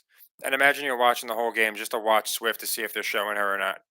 That must be agonizing. You're like, oh man, we're at 14 seconds. Come on, show more for Swift. So it must suck for those people. Well, they're definitely going to score. I guess anything can happen, but I think they're going to get the field goal. I thought 10-3 made sense. 13, right? Everyone's talking about the 13s, the 1 seed and the 3 seed. So, and not just for that reason, but I just thought 10-3 made sense. Then they can come out and threaten to tie the game in the second half with the opening drive. Yeah, they'd have to go on a ringer. They'd have to like just go basically all touchdowns in the second half. and possibly a couple extra points. But yeah, this guy, they just called him the best kicker in football not that long ago. So don't think he's missing this one. For some reason, my computer's behind or my TV's behind you guys though, because I'm always a good play behind. So when like I'm seeing the last play, you guys are like, "Oh, touchdown," or whatever may happen, blocked field goal, you know. But yeah, this is closer than an extra point. So looking, yeah, 10-3. So we got the Dan Marino, Kurt Warner number, Brock Purdy number, and I'm guessing the Niners just come out and kneel it. Well, I figured I figured we would get something like this in the first half. Again, I thought the Chiefs would score a little more. I thought we'd see something like maybe 14-10 or something like that, but still basically looking good for the under, looking good for the Niners. He could go 3-1. I like him to go 2 out of 4 though in the year 24. You know, for Kobe. That's one of the reasons I don't really use gematria. You know, it could always go both ways, but I think he goes 2 out of 4. Someone pointed out before there's a good point. He doesn't have to follow, Brady's exact footsteps.